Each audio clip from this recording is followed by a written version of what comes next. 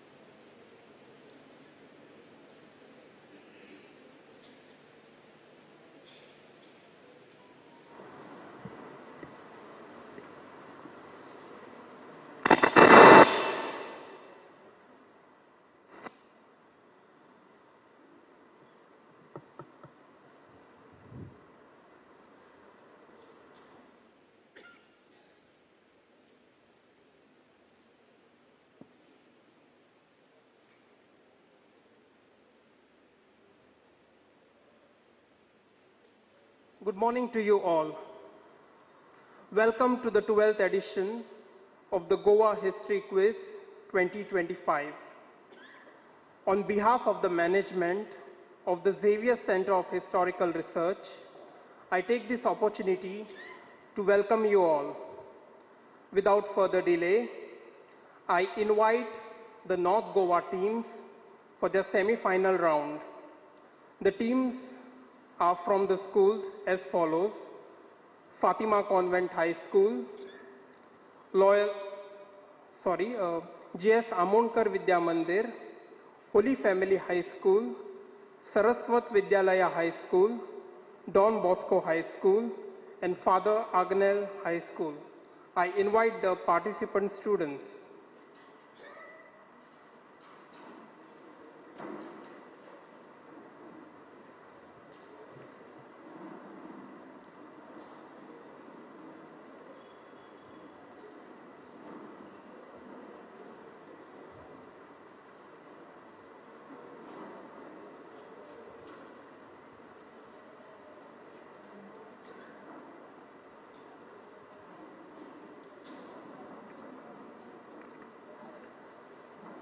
There are 5 schools with 6 teams.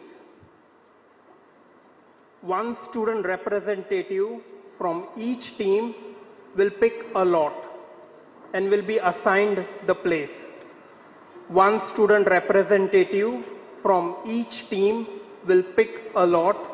Check. And the place will be assigned. Hello.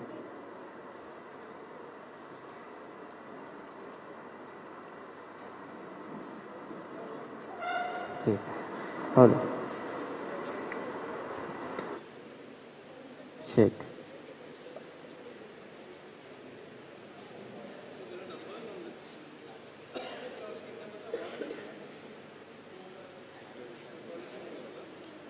Check.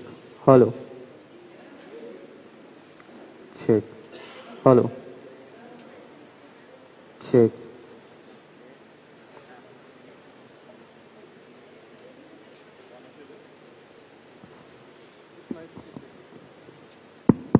Check, test.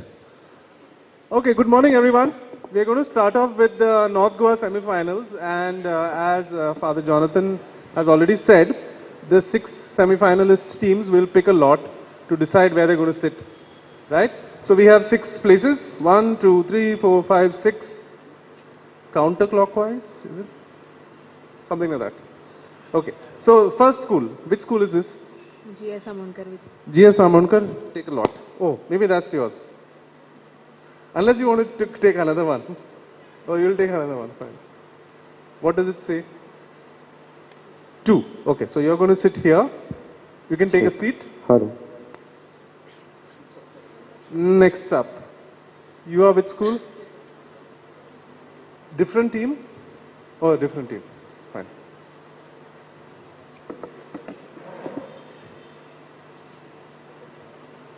That is 4. So the second team from GS Amonkar will go here. That's 4. Which school is this? Saraswat Vidyalaya. That's 1.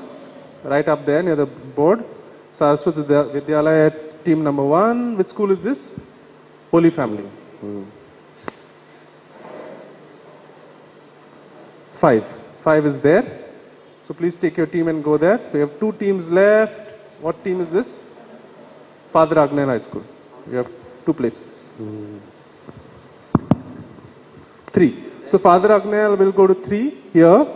And that means which school is left? Check. Don Bosco will get 6. Okay, great. So these are our 6 semi-finalists. And please mind the wires. That's our buzzer system. Check. Hello. And don't. Okay, back to Jonathan, or should I just continue?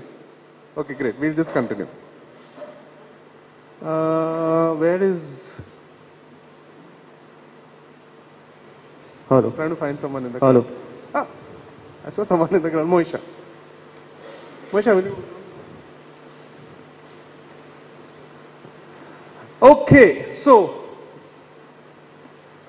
Hello. Give me a Hello. minute.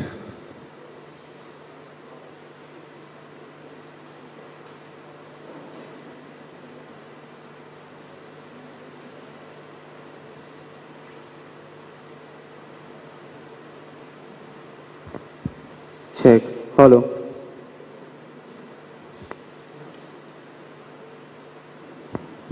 Check. E. Sorry.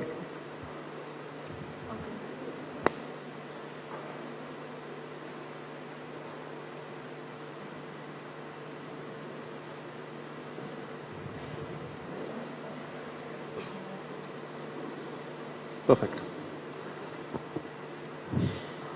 Okay, so once again, warm welcome everyone. Those of you who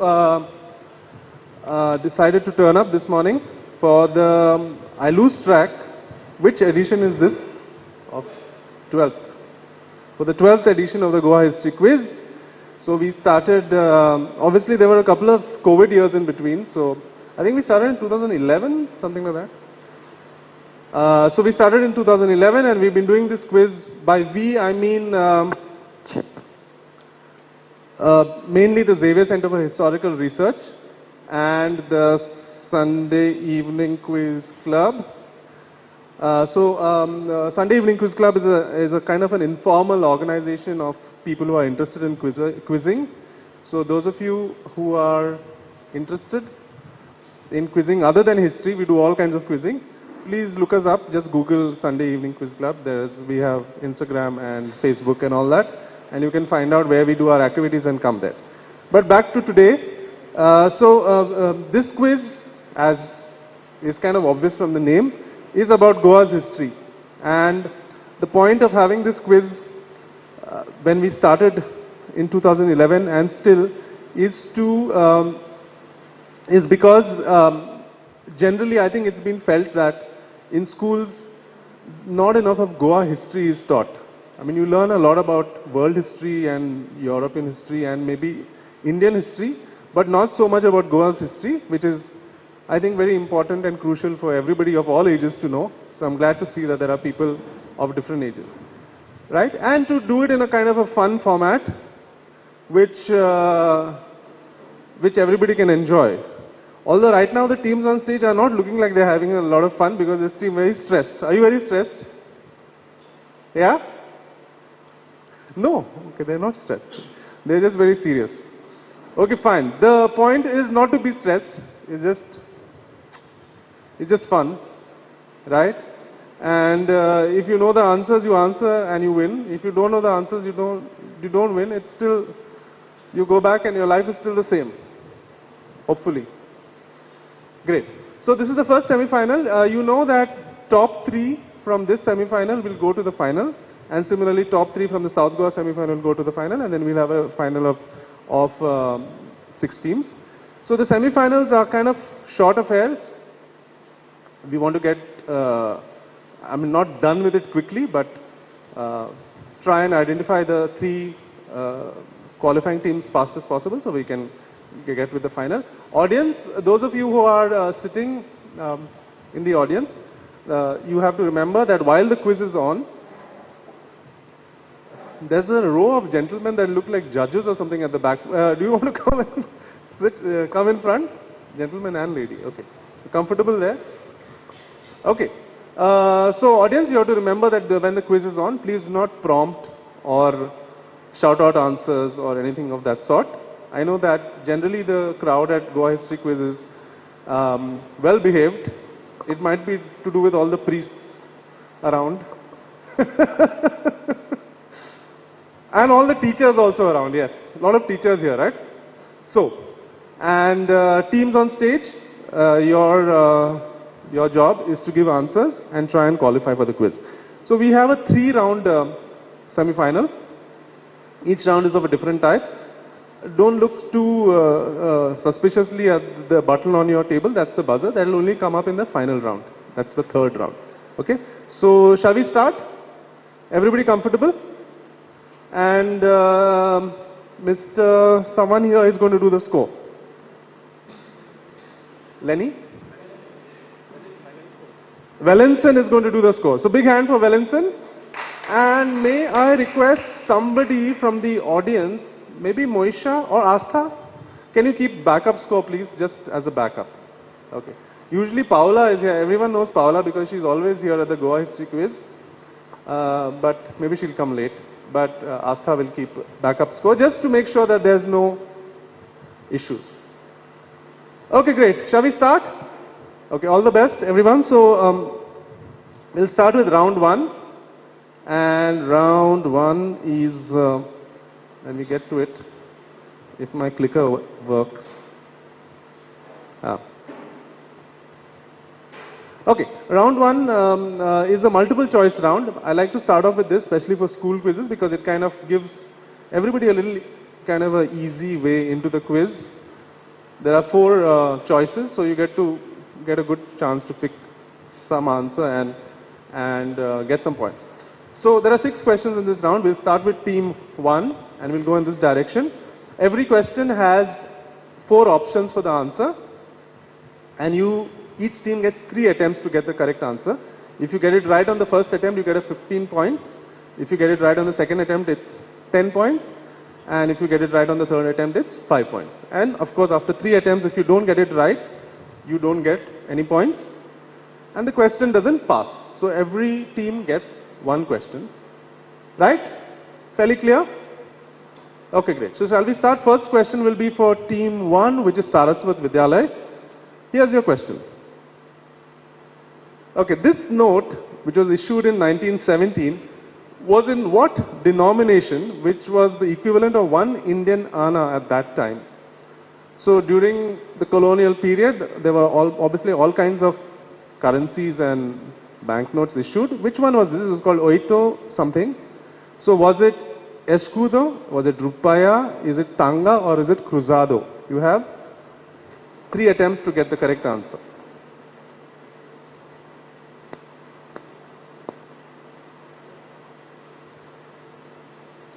And please answer in your mic when you...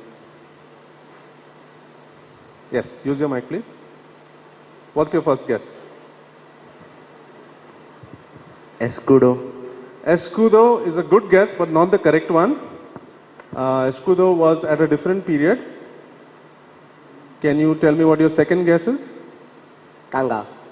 Tanga is right. Well done. So they picked the right one at the second attempt. The second, this particular currency was called Tanga. So that's 10 points to team 1. Next question will go to team 2, which is GS Amonkar A, we are calling them. GS Amonkar A. Okay, here's your question. This is an old map. Basically, it's map Kark du Port de Goa, means map of the port of Goa. What monument would you find currently at this location encircled in red? Right? Is it A, the Cabo Raj Nivas? Is it B, Cabo de Rama? Is it C, Tirakol Fort? Or is it D, Aguada Fort? So if you look at the map, you can try and figure out where that is. And then also, what is there at the location? Still there.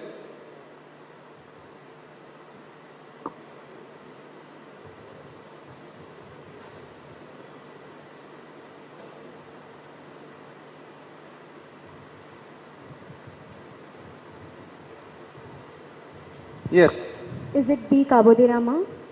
B, Cabo de Rama, no, unfortunately. What's your second guess?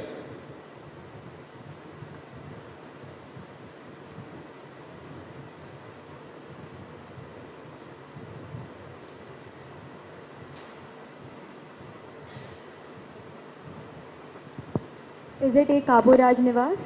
A, Cabo Raj Nivas. How do you figure that?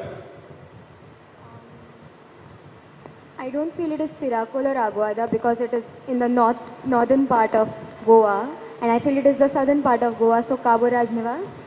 Okay, I don't know what your reasoning was, but the answer is correct. Well done. That's 10 points. So, this you can see Panji written there, Panjim, right? So this is Panjim. This is actually the Rua de Ore, I think. And of course, this is the Zuari and this is the Mandovi. And at the mouth of both the Zuari and Mandovi is Cabo Raj Nivas. Great answer, team 2. That's 10 points. Audience, you're allowed to like clap and stuff. I forgot to tell you. Next question to team 3, Father Agnel.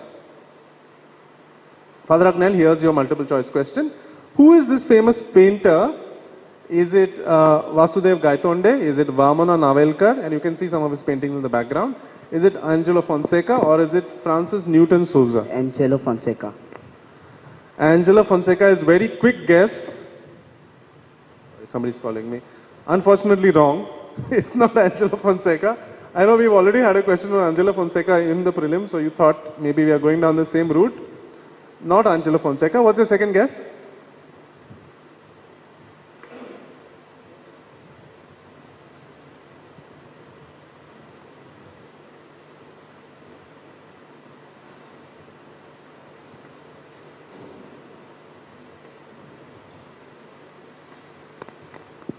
Vasudev Gaitonde. Vasudev Gaitonde is also wrong. So, for a 5 point, you have a toss-up between Vamana Navelkar and Francis Newton Souza.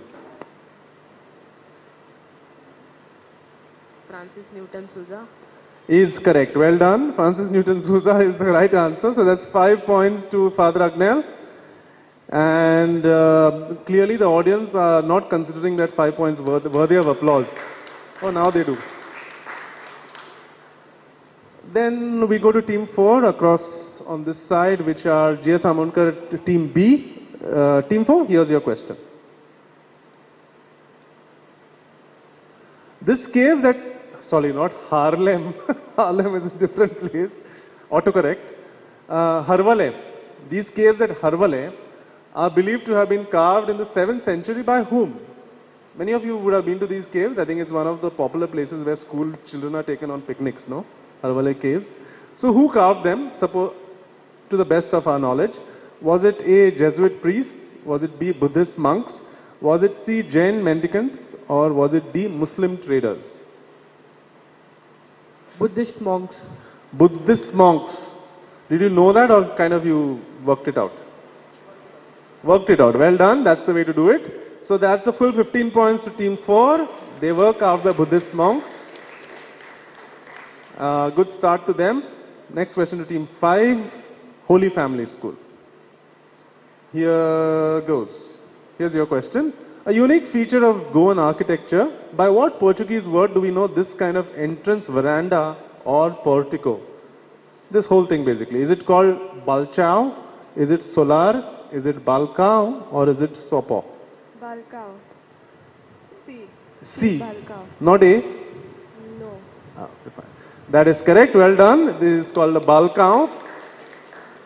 And that's a 15 points, a full 15 to Holy Family as well. Next question. Last question is around to team 6. Here goes. This painting depicts what incident from Goan history? Is it A, the Inquisition, B, the Kunkolim revolt, C, the Black Plague, or D, the Battle of Banastari? The Kunkolim revolt. Another confident answer which is correct. Well done, team 6. This is the Kunkolim revolt, in which a bunch of priests were slaughtered.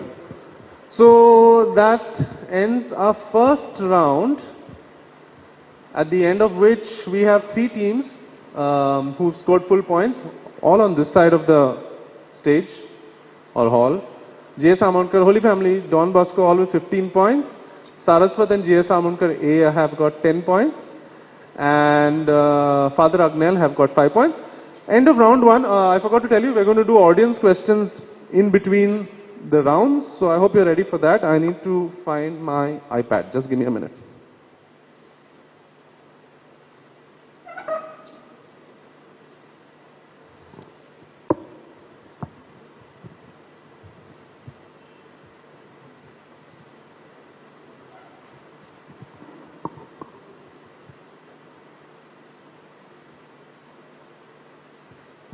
So how it works for the audience questions are, we have some nice prizes.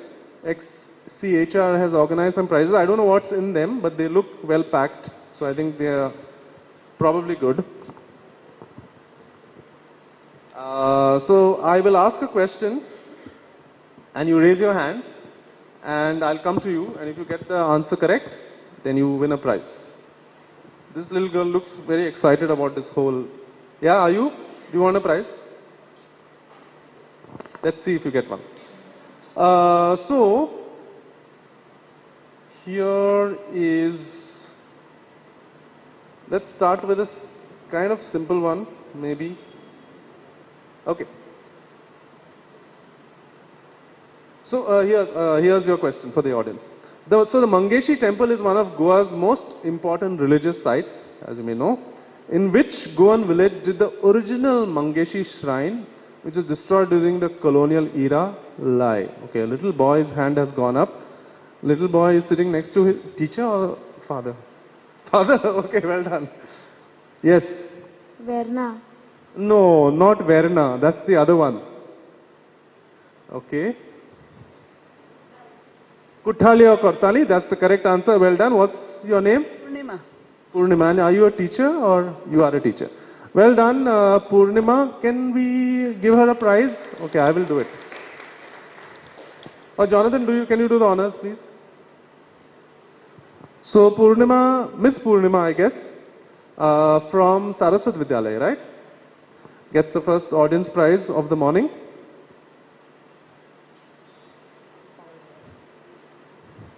And we'll do one more.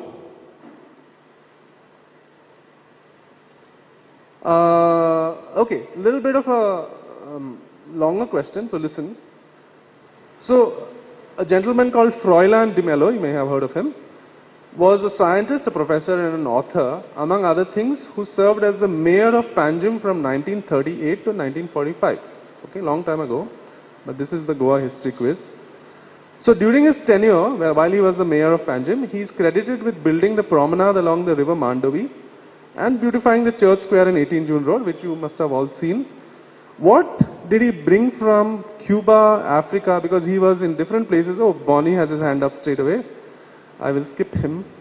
What did he bring from Cuba, Africa and various other places that today are an indelible part of the city's character? So both Bonnie and Miss, sorry, I keep forgetting. No, give me your name first. Maria D'Souza. Maria D'Souza, yes. Maria D'Souza, what's the answer? He brought seeds, trees. The trees, correct. All the trees that are part of Panjim, the rain trees and the other trees, which are all beautiful, those were brought by Fräulein de Mello. And big hand to Miss Maria D'Souza. Every year, I think Maria D'Souza gets at least one audience prize, no?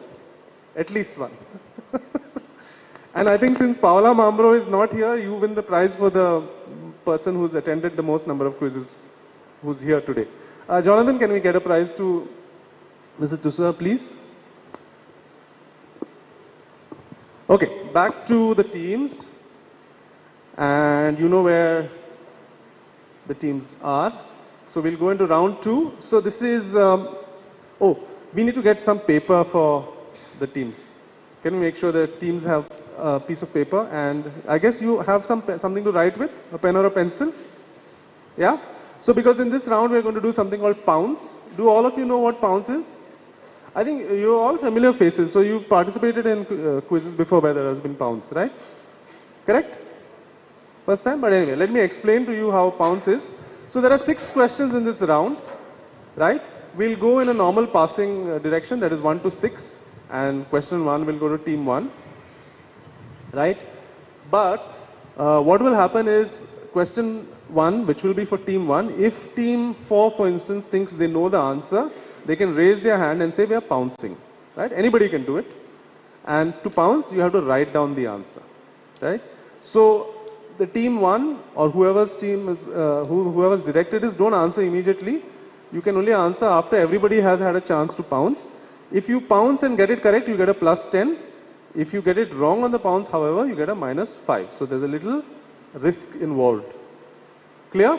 And the team that passes on the direct, there's no, the answers on the direct, there's no negatives. You get a plus 10. And if you don't get it right, it will pass to the other teams, skipping the teams that are pounced. Right? And if you don't pounce on the pass, if you answer it, it's plus 10. There's no negative on the pass.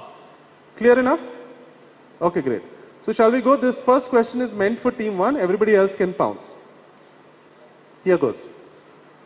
In November 1983, what international summit was held in Goa? The road leading from the O Coquero Circle in Porvorim to St. Alex's Church in Kalangut is named after this event. So you can give me the short form or the long form. Short form is good enough. So I need the name of the event that was held, which led to that road being named after it. Somebody is pouncing. That is team 4. Okay, I've got a pounce from 4 and also 5. I'll close the pounce in about 5 seconds. 5, 4, 3, 2, 1. Okay, pounce is closed. Only 4 and 5 are pounced. I'll tell you whether they got it right or wrong later. Team 1, you have an answer?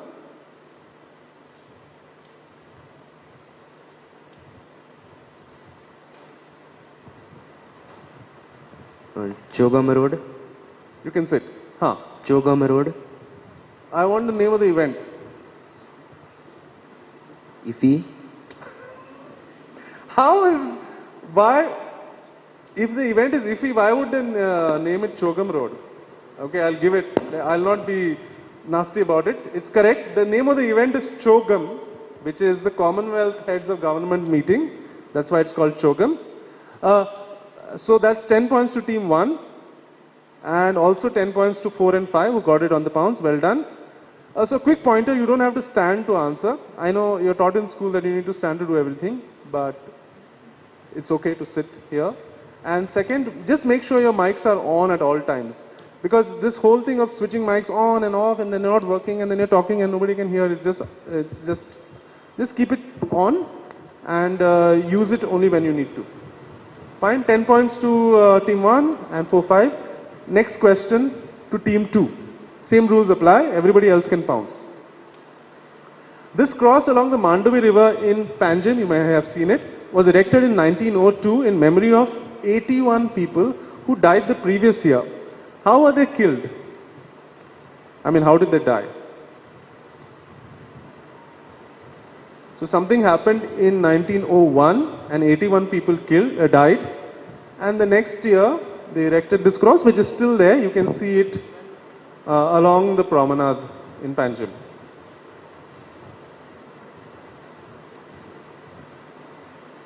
Even if you don't know, I think this is kind of guessable.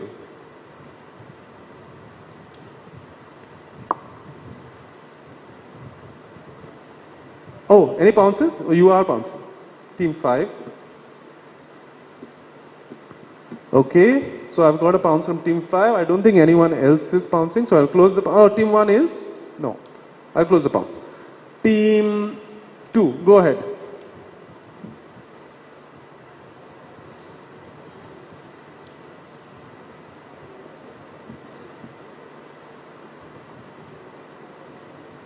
No?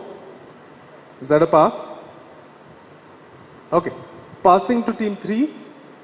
No negatives now, so you can say something. Take a wild guess. How would 81 people die in back then? Any bomb blast? Bomb blast. Okay, that's a good guess. No, I think 1901 was a little bit early for. No, I think fine. Team 4. Shipwreck. Shipwreck. Like a boat capsized. What kind of boat? Ferry. Ferry boat, that's correct. Well done. A ferry boat capsized. The ferries that are there even now were plying back then as well. And ferry capsized and 81 people died. That's how they died.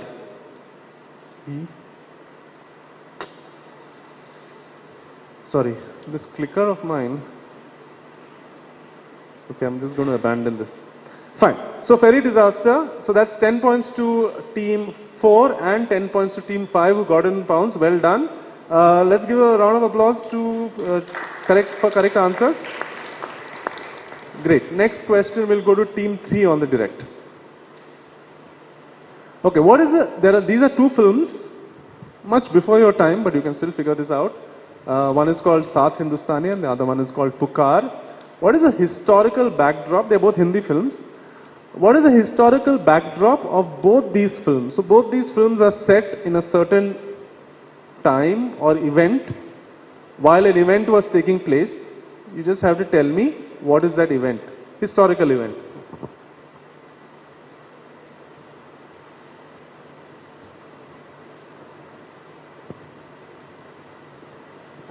Any pounces? No. Okay, pounces close. Team 3.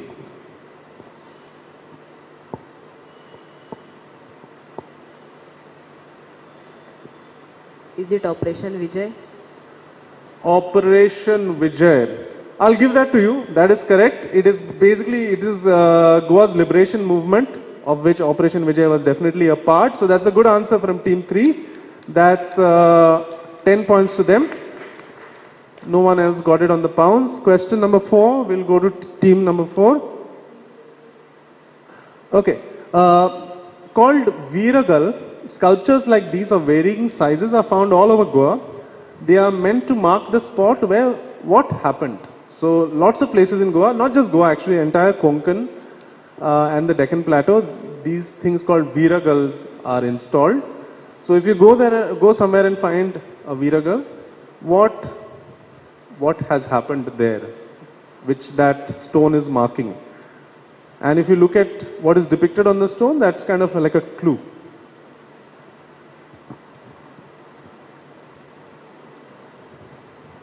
Anyone pouncing? No. Pounce is close. Okay, team 4.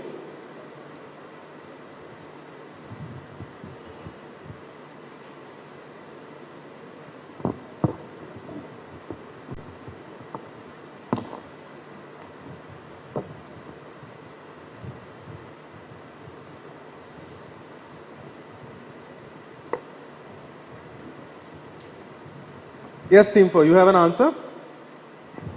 Is it like a victory of a battle? Victory of a battle. Good guess, but that's not what it is. Team 5? No clue at all. Take a guess. There's no negatives.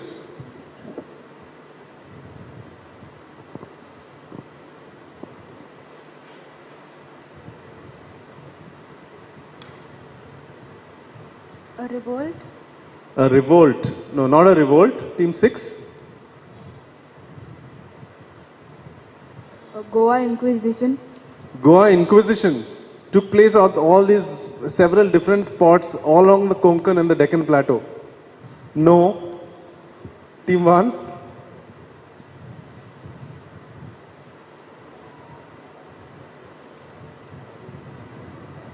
Is it a war? Like a fight? No, not a war or a fight. Something more specific than that. Team 2. To mark the death of a warrior.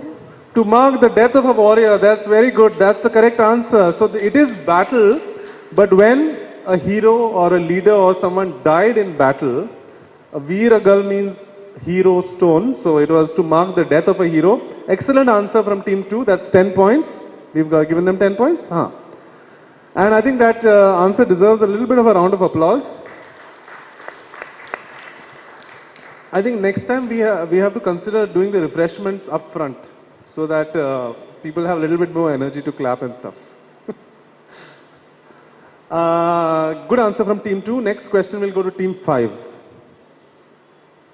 Team 5, established 1500 years ago, this temple near Paroda, near Kepe, is one of the oldest continuously functioning temples in Goa. Just give me the name. A quick pounce from team 4.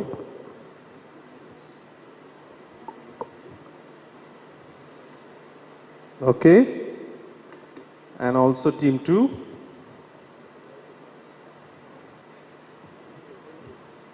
Okay. So 2 and 4 and 6 is also pouncing. Please write.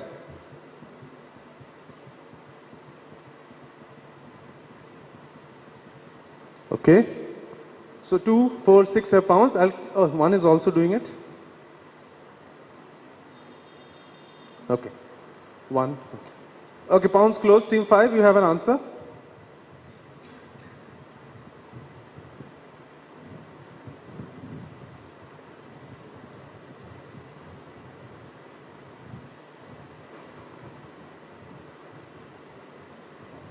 Fatarpa. Not Fatarpa. Goes to team 2. You pounced? Oh, you did, sorry. To team 3. Is it the Nageshi temple? Not Nageshi. Team, you guys pounced, right? Okay, this one goes to the audience for an audience prize. Maybe we'll try and go to somebody who hasn't got the prize. Oh, the little girl, yes. Lakshmi Narasimha temple. Not Lakshmi Narasimha. Is it the Chandreshwar Bhutnath temple? That is correct. Well done. It's the Chandreshwar Bhutnath temple, also called the Chandranath temple. So, Mr. Amey. Amey, and you are a teacher somewhere? Oh, Amey is a teacher from G.S. Amounkar and he gets a small audience prize. Well done, Amey. So, it is the Chandreshwar Bhutnath, also called the Chandranath temple. And let me give points. -5 to team 1 and 6. They went with other temples. And a +10 to team 2 and 4. Correct? +10, they both got it right. Team 2 and 4 got +10. And the minuses you got, right? -5. -6 would make it a little odd. Last question in this round to team 6. Here goes. So this is Angelo Fonseca's version of which famous painting? Pounds? Okay. First check the answers. Okay, fine.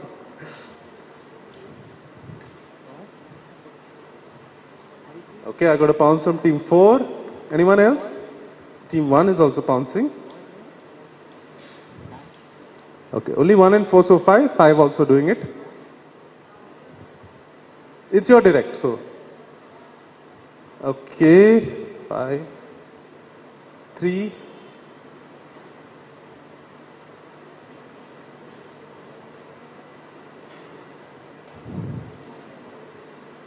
Okay, so let me just, so 1 pounced, 2 didn't, 3, 4 didn't, 4 did, 5 didn't, you did. Oh yes, and 6 is direct. Okay, 6, go ahead. Last Supper. The Last Supper, that's correct, well done. This is the Last Supper that has been obviously depicted by many people, including Leonardo da Vinci. So let me give points. Plus 10 to team 6, plus 10 to team 1, 4 and 5, and a minus 5 unfortunately to team 3, who said all the apostles gathered together, which was kind of the correct idea, but that's not the name of the painting. Okay, so brings us to the end of round 1. Okay, I'm a bit math challenged, so you may have to total that up for me. Well, let me try and do it. Okay, I'll do a couple of audience questions. In the meantime, can we just have a total? Audience, do you want questions or not? Oh, they do.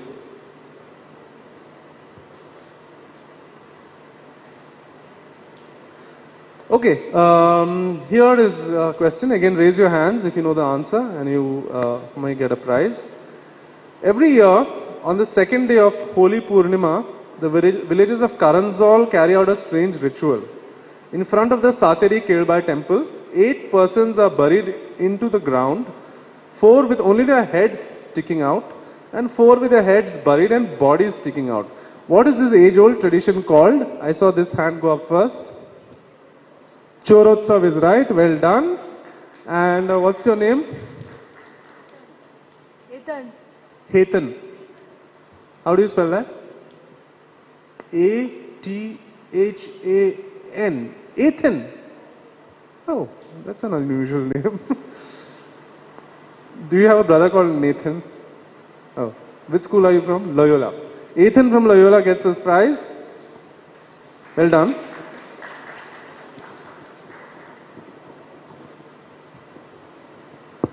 And now I'm in a position to announce scores.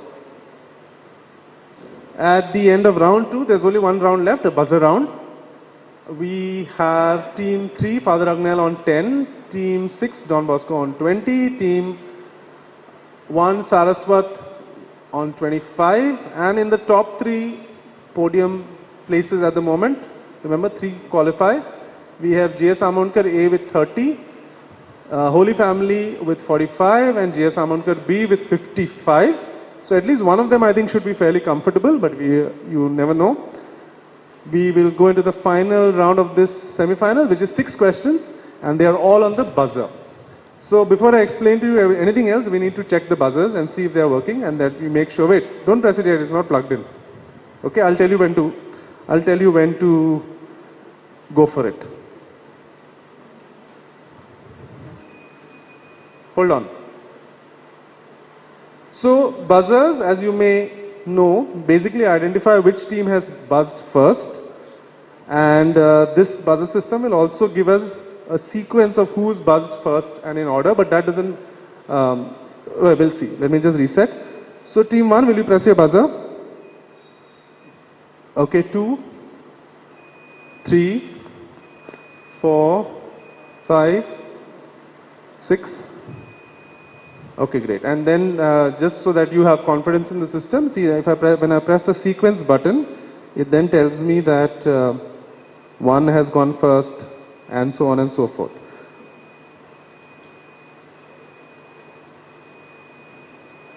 Okay?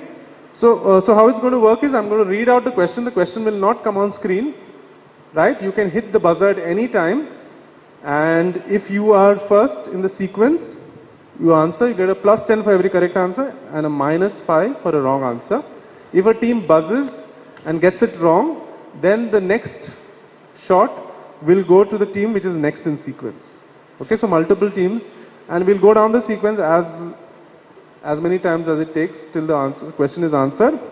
If you hit the buzzer while I'm still reading the question, which can happen because you might know the answer when the first few words are out. Let's say I say, in which year did team 1, hold your horses. The question is not yet out. Oh, you didn't press it? Oh. This can happen. I think we are good. If we have glitches, we'll figure out how to deal with it. Okay? So if you hit the buzzer while the question is not complete, right? I'll stop reading the question. Whichever team has hit the buzzer can... There is a ghost in the machine, clearly. Okay, we'll see. Okay, I'm going to have to unplug and plug that again. Moisha, I'm going to ask you to do that. So while Moisha is coming up on this interesting story, I'm only saying it because it illustrates one of the little legacies of this quiz. So Moisha is training to be an architect. She's in her final year, penultimate year, and some of you may know that I'm an architect. I run a studio. There's a point to this story, okay? So sometime back, Moisha applied for an internship at my studio, and I take in interns every year, couple of interns. And she came and joined, and then one fine day she said, "Do you remember in the Goa history quiz in so and so year? What year? When you were in 8th standard." Yeah, I was in the final. I think I might have said I don't remember stuff that happened like 2 weeks ago. So I'm very unlikely that I'll remember something so bad. But Moisha Kinkre, she's from Kankon, and back in, that would have been like one of the early editions of Goa History Quiz. She participated, she was in the final, I think, here, and didn't win the competition, but I think came somewhere. And then many years later, when she learned I'm doing this quiz, she said, "Please, can I come and help you for the quiz, because I want to like go back to where..." And she actually showed me some pictures from back then. So, well, that's the story. Now the good part is over. Now you have to unplug the buzzer. So I think how it's going to work is just pull, since this is no, just pull that out and put it in back in. Okay, now it will work. Fine. And if we start glitching again, I'll ask you to do that again, okay? This is the problem with technology. And this is particularly the problem with technology that I don't understand.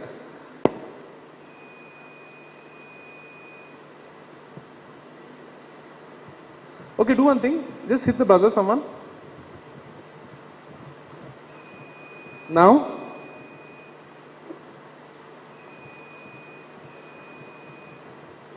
Is someone pressing it or no one's pressing it?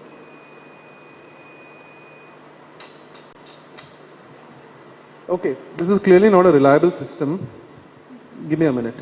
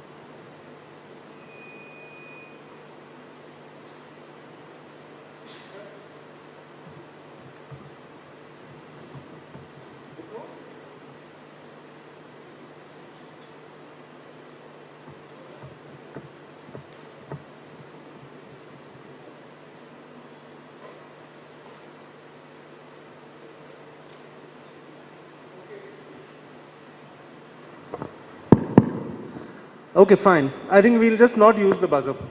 There's one guy in the quiz club who knows how this thing works, but he isn't here. So what we'll do is we'll do the final round on pounce, like how we did it before. No buzz. Again, I'll read out the question. If you think you know the answer, raise your hand.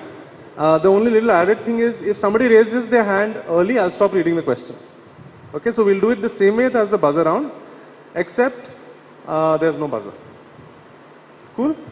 Right? So the point of you raising your hand early is if you know the answer, then you're stopping the others from getting it. Right? So here's the final round of the North Goa semi-finals. 6 questions, all on pounds. Okay, here goes. Question number 1. Remember, just raise your hand or say something that indicates to me that you're going to pounce and write down your answer and I'll come and have a look. If it's correct, it's plus 10. If it's wrong, it's minus 5. And we'll do the same thing as before.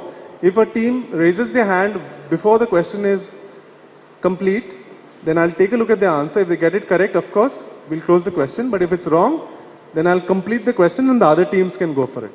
Right? And the first team that went for it once can't go for it again. Question number 1. The road that runs from the New Pato Bridge to the Miramar Circle in Panjim is named after which are going for it. Everybody else can go for it also. I've seen, sorry, this is team 4. I'm seeing team 4's pounds. Anyone else? No, no one else. Yeah, you are. Team 3.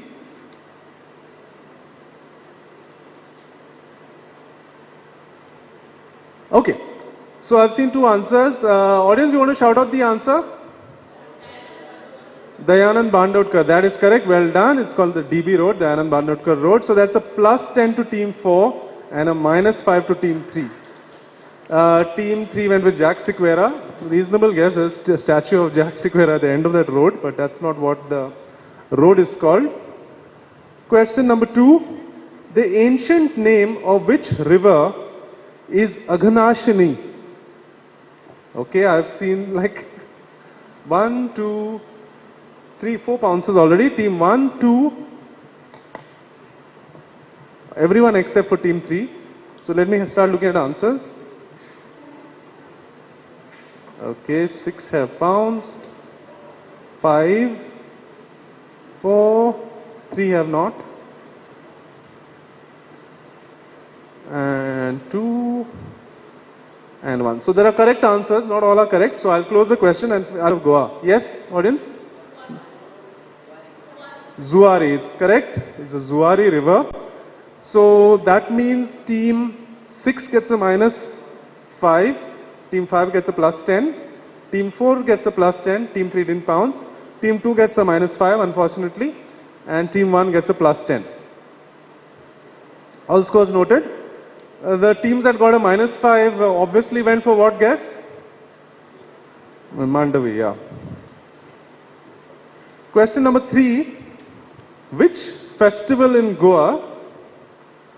Anyone? 2,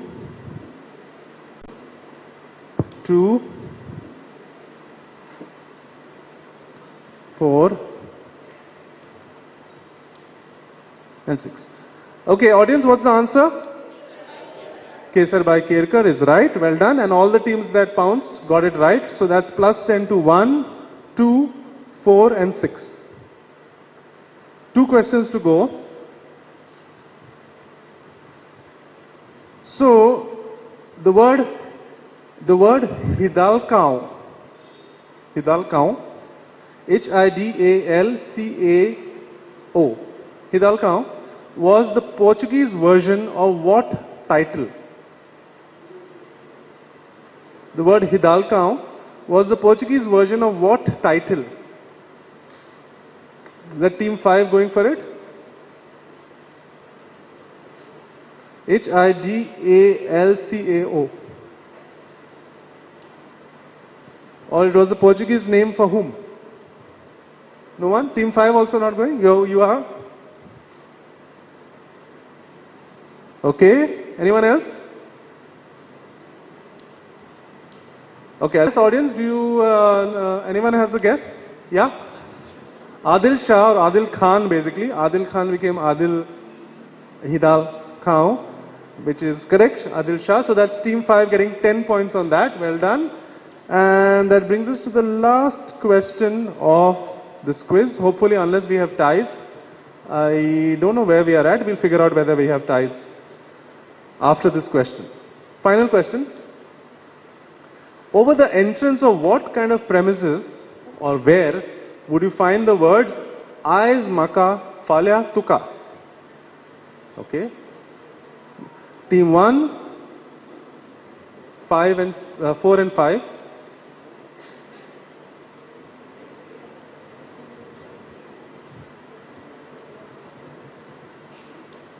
Okay. So anyone else? Two is going for it? 2 also. 6.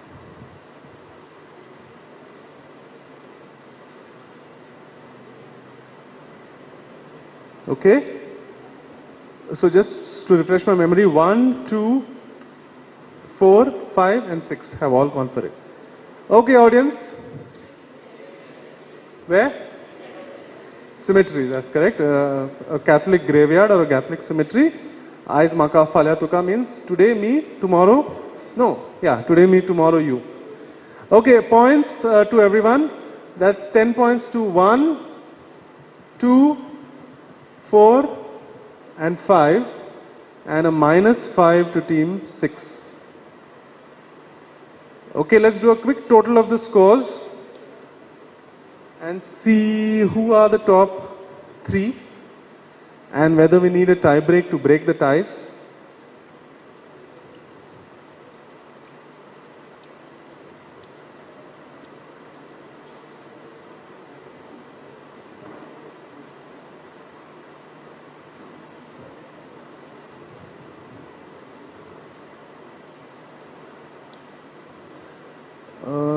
Okay. Okay, unfortunately. So these are the final scores of the North Goa semi-final. Father Agnel at table number 3 have ended up in 0 points after getting a couple of negatives in that final round. And then slightly ahead of them is Don Bosco team 6 with 15. And in 4th place is GS Amounkar team A with 45 points. But our 3 qualifiers for the final are Saraswat Vidyalaya with 55 points. Give them a big hand, sitting at team 1. And Holy Family School Porvorim at team 5 with 85 points. And not too far ahead of them is GS Amounkar team B from APSA with 95 points. So those are our 3 qualifiers from South Goa. We will quickly go ahead with the sorry, this is North Goa. We'll quickly go ahead with the South Goa semi-final. While Jonathan is calling out the teams, Moisha, will you let them pick lots and make them sit? What I'm going to do in the meantime, in as quickly as I can, is since we are not using this buzzer system, there's no need to risk any of us being electrocuted by it. So I'm going to just remove it. Okay?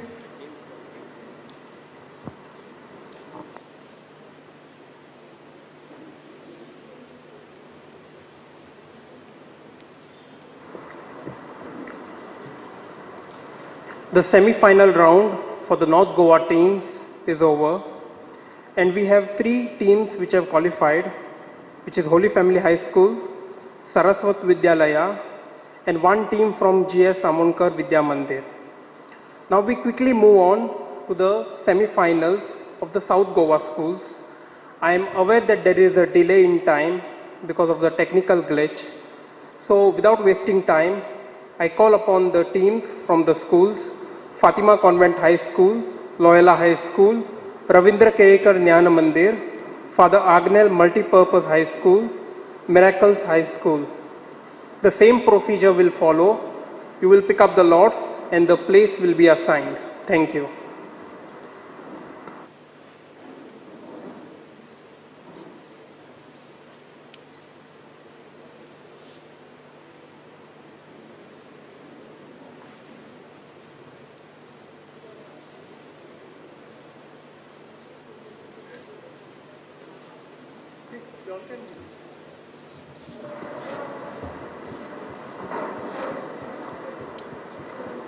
Just an announcement, the washrooms are on the left, behind.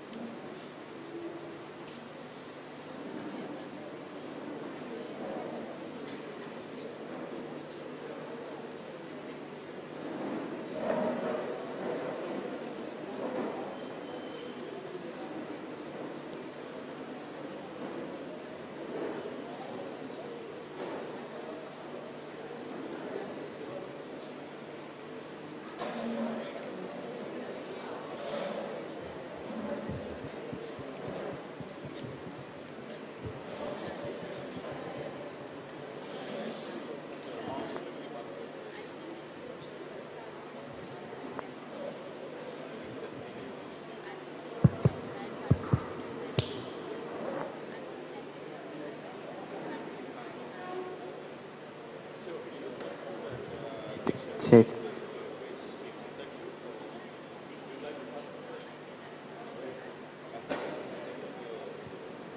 Check. Hello.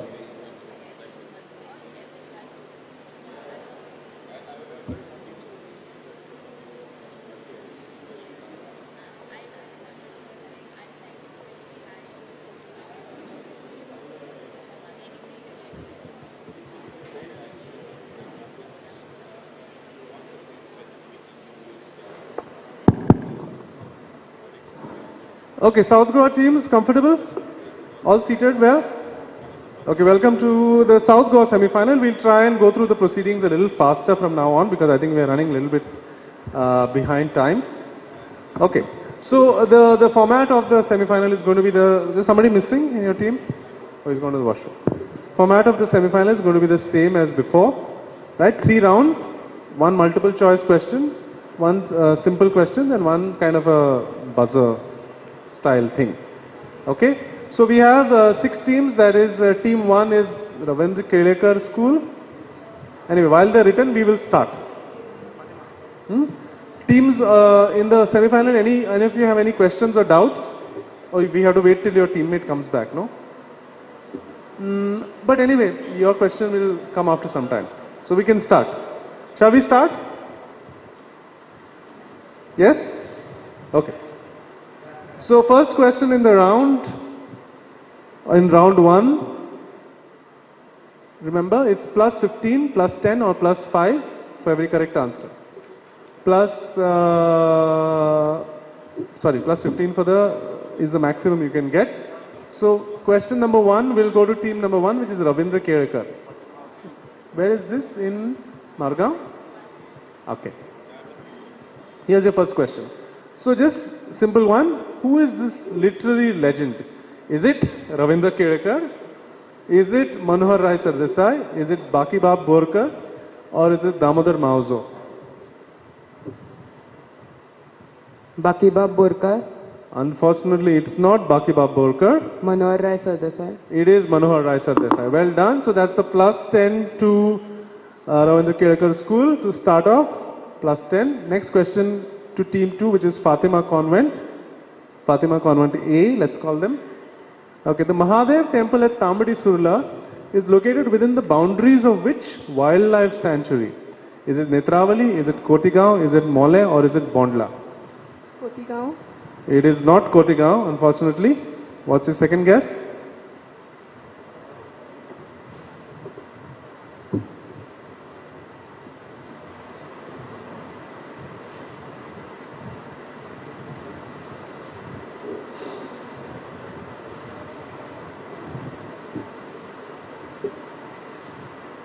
Yes, go ahead. Bondla. Not Bondla either. You still have a chance to score 5 points. Netravali. Is also not right. Sorry, team 2. This is in Mole, Bhagwan Mahavir's sanctuary and Mole. So that's where you'll find the Tambadi Surla temple. No points to team 2. Next question to team 3. Team 3, here's your question. Which museum is housed in this building? You may have seen it. So what would you find? What kind of museum is it? Is it the Goa State Museum? Is it the Customs and Central Excise Museum? Is it the Goa Science Museum? Or is it the Museum of Christian Art? Option B, Customs and Central Exercise Museum. Customs and Central Excise Museum is the correct answer. Well done, team 3. That's a straight up 15 points. This is the Customs and Central Excise Museum in Panjim, and a very interesting place in case you haven't visited it. You might wonder what Customs and Central Excise Museum is. Do you know? Anyone? Yes, Miss Maria. Yeah, things that Customs and Excise have seized from smugglers and others over the years. So there's some pretty interesting stuff there. Question number 4 to team 4, which is Our Lady of Miracles, I guess. Okay. These vehicles were the mainstay of public transport towards the end of the colonial period. What were they called? Were they Kamarao? Is it Kaminyao? Is it Bakalyao? Or is it Oinibus? Option B. Option B is Kaminyao. Is correct. Well done, team 4. These were called Kaminyao, the buses that is. So that's plus 15 to team 4. Next question to team 5. This is the cover of which novel set in a fictional village in 1933 Goa. You can see that the author is Victor Angel Ribeiro, and the name of the book is also the name of the fictional village. Is it called Carmoli? Is it called Amboli? Is it called Tivole? Or is it Saudadish?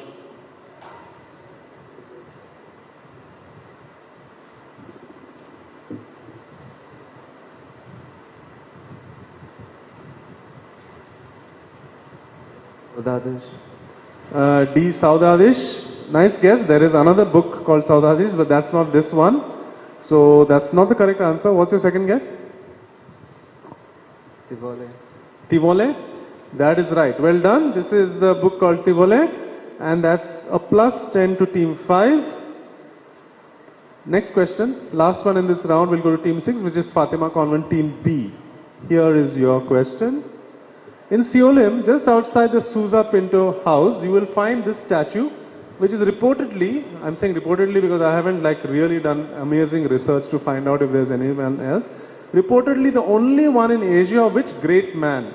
So is it a statue of Wolfgang Amadeus Mozart? Is it Ludwig von Beethoven? Is it William Shakespeare? Or is it Charles Dickens?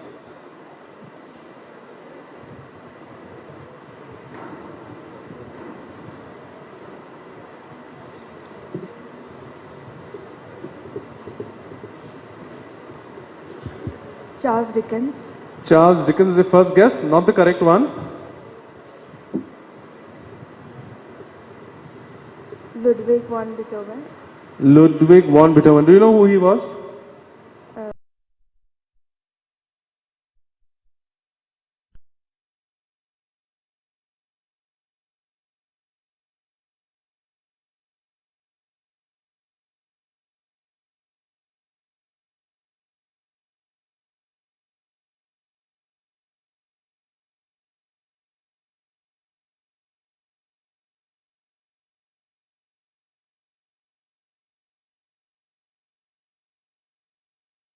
Hasn't opened their account, but there's still some ways to go in this quiz, and since in the interest of saving time, I'm going to skip the audience questions till the final, okay, if you're all okay with it.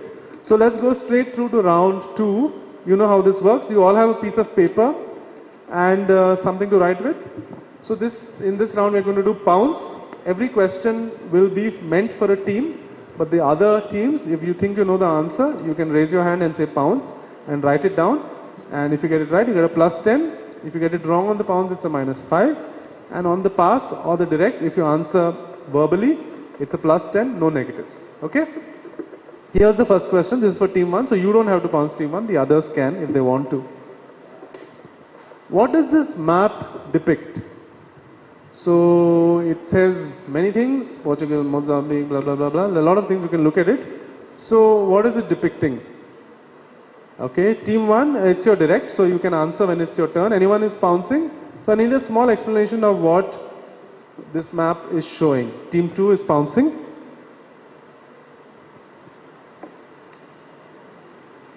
Okay, I've got team 2's pounce.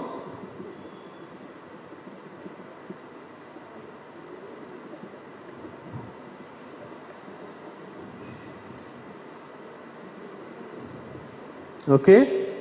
So 2 and 5 have pounced, 3 are also doing it. And so 2, 3, 5. I'll close the pounce in 5, 4, 3, 2, 1. Okay, pounce is closed. Team 1, go ahead. Vasco da Gama's voyage. Not Vasco da Gama's voyage, unfortunately. Pass to team, you pounced. Pass to team 4.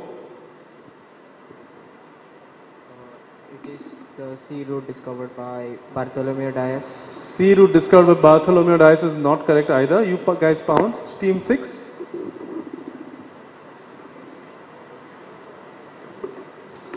No? Are you trying or are you passing? Say something, there's no negatives.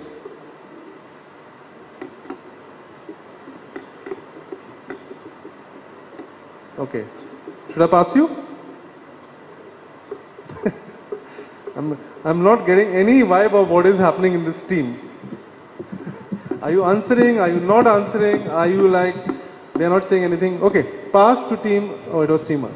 Okay, audience. Yes, gentlemen up here. St. Francis Xavier's Voyages is correct, well done. And shall we give, tell us your name again? German Montero. Kelvin Montero, yeah. Kelvin Montero, a small prize, well done. These are the journeys, right, from when he left to come to Goa and all that of St. Francis Xavier. So let me give points to the teams that pounced. Team 5 gets a plus 10 and the others I think get, what did you write? Correct. Team 3 gets a plus 10, team 2 gets a minus 5 and somebody else got a minus 5. You guys? You pounced? Oh, only one minus 5, fine. Team 1 you didn't pounce, no? Points noted, one team got a minus 5, yeah. Next question to team 2. On the direct, that is. Here goes. This band of freedom fighters used violent means to fight the Portuguese and succeeded in 1954 in liberating Dadra and Nagar Haveli. Name them. So what were these freedom fighters called? The organization had a name. Team 4. Okay, I've got a pounce from team 4. Anyone else? Okay, I'll close pounce. Team 2.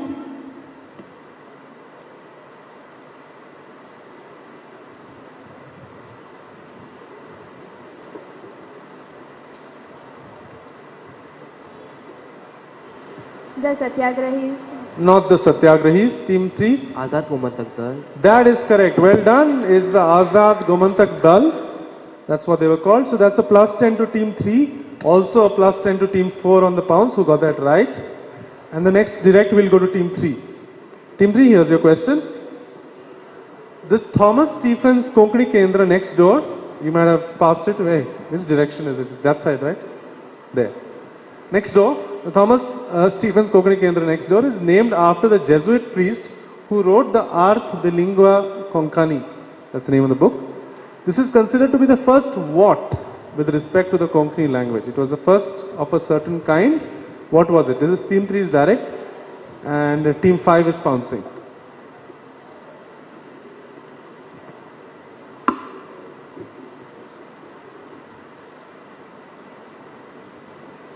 Okay, I've got a pounce from team 5. Pounce closing in 5, 4, 3, 2, 1. Okay. Pounce is closed. Team 3, go ahead. The first grammar book in Konkani. The first what? Library book. Grammar book. Grammar, you said grammar. Shit, I couldn't hear it at all. But that is correct, well done. The first grammar book, the first book of Konkani grammar was written by Thomas Stephens. So that's plus 10 to team 3 and a plus 10 to team 5 as well who got that on the pounce. Next question to team 4. Time was when most hillsides in Goa would run wild in the summer with bushes bearing these berries. You can see the berries. Thankfully, there's still some hillsides. I've seen them. So what are these called? And there are 2 acceptable names. Don't answer yet. Because I think there are different names. I think it's a North Goa, South Goa thing. But I'm looking for a Konkani name. I don't think there is an English name for it. At least I'm not aware of it. So, what are these berries called? Team 3's direct. Sorry, team 4's direct. Anyone pouncing?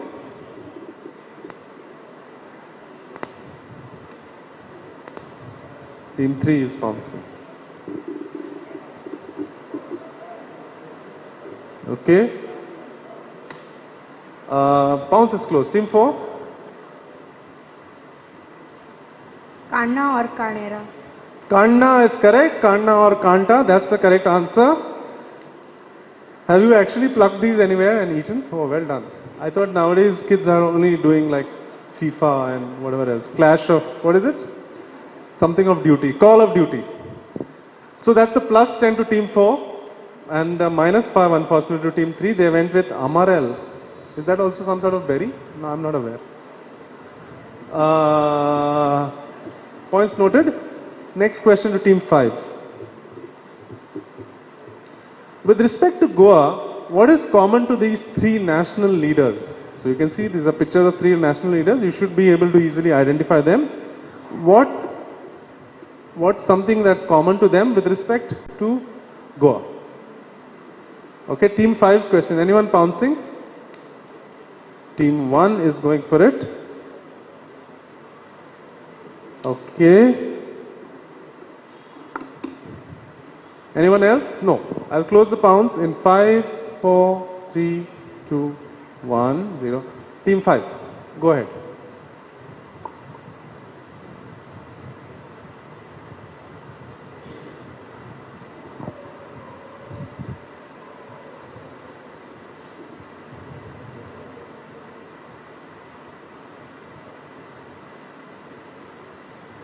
Yes. They adopted peaceful methods to liberate Goa. Not really. I mean, Rajendra Prasad wasn't involved in, and I'm sure a lot of the old timers will balk at the fact that you said that Pandit Nehru used peaceful methods to liberate Goa, correct? That's not peaceful. Passing to team 6.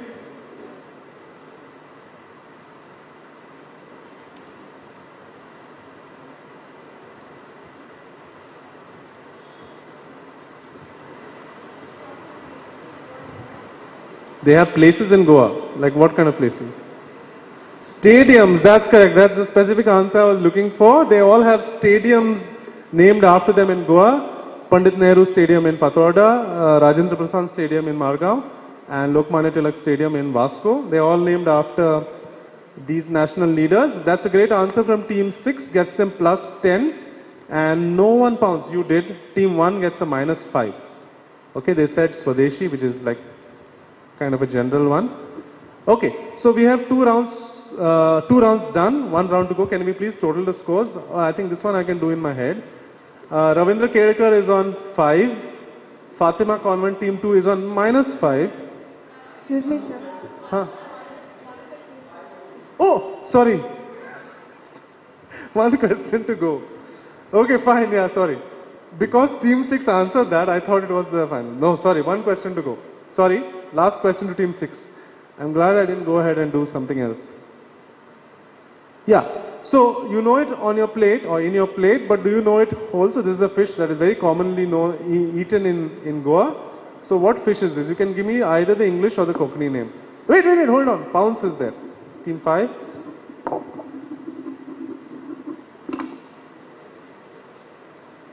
Okay, team 5 have pounced. So have 3. You have pouncing. And 2. 1 is also pouncing. Okay, 1, 2, 3. Everyone's pounced. 4 is also pounced. Everyone. I'm glad everyone knows their fish. Okay, everyone is pounced. Team 6, go ahead. It is the red snapper, also known as tamso in Konkani. That is the perfectly correct answer. Well done. This is tamoso or tamoshi or red snapper. And that's a plus 10 to everybody. Okay, first question that's been answered across the board. Plus 10. And now we will look at the scores. So, team 1, Ravindra Kelekar is on 15. Team 2, Fatima Convent is on 5. Team 3, Loyola is on 50. Team 4, Miracles is on 45. Team 5 is on 40. And Team 6 is on 30. Okay? So one round to go. I think everybody is in with a chance except for maybe Fatima Convent, which is a little off the mark, a little bit. Okay, so round 3 is going to be like the round 3 in the previous semi-final. It's all on pounds. So I'll read out the question. If you think you know the answer, you raise your hand, you write down the answer. If you get it correct, it's a plus 10. If you get it wrong, it's a minus 5. Okay?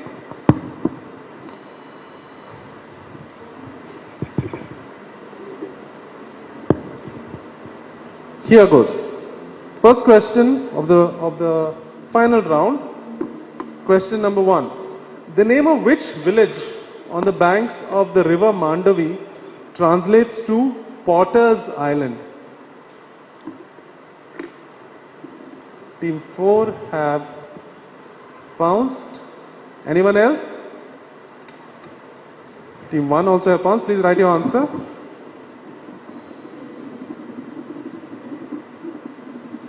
Okay, only 1 and 4. I'll close the pounds because this is supposed to be a buzzer round, so I'm not going to give a lot of time. Audience, what's the answer? Kumbar Zua is correct. Zua is island. Kumbar is potter. Kumbar Zua. So that's a plus 10 to 1 and 3. Okay, next question. Okay, the well-known BPS club in Margao. Anyone wants to pounce and block the rest of the question?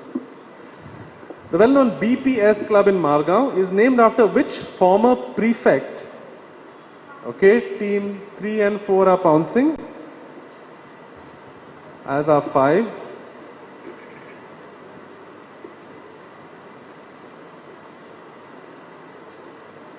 I've seen 4's answer. Also,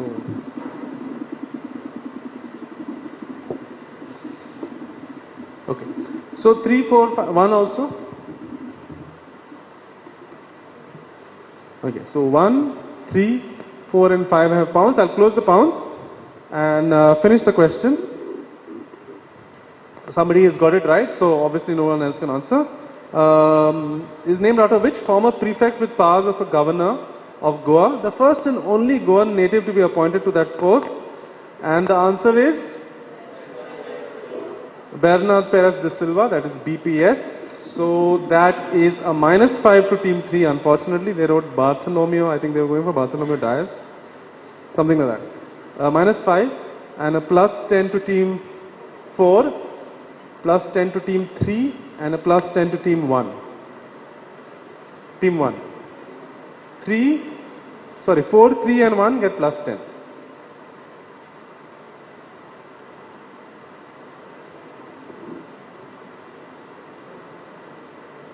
Four, 3 and 1 get plus 10. There was a minus 5 to team 5, sorry.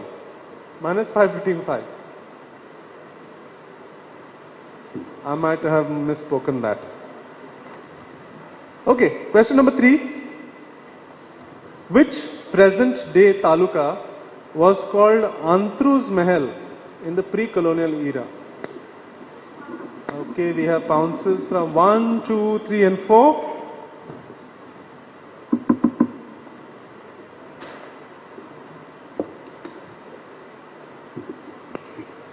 Okay, I'll close the pounds. 4, 5 and 6 are not pouncing. Audience? Ponda is right. Ponda was called Antruz Mahal. So that's a plus 10 to 1, 2, 3 and 4. Question number 4. What would one usually find in the center of the Razangan in a Goan Hindu house? What would you find in the center of the Razangan? That's pounces from 1, 2, 3, 4, 5. Not 6? 6 also? Write down your answer, please. Okay, I'll close the pounds and take a look at answers now. 1, 2,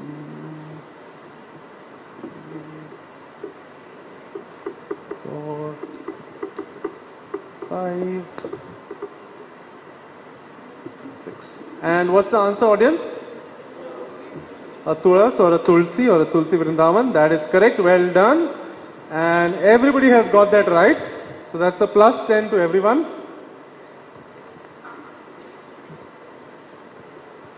Question number 5. The St. Sebastian's Chapel in Margao. Okay, team 6 have already pounced, as have team 4.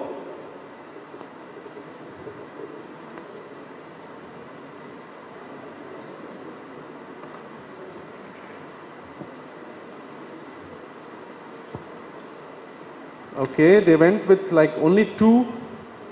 You are constant.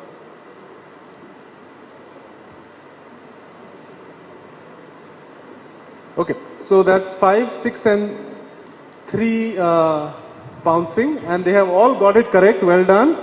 I'll complete the question, but I think the audience knows what the question is.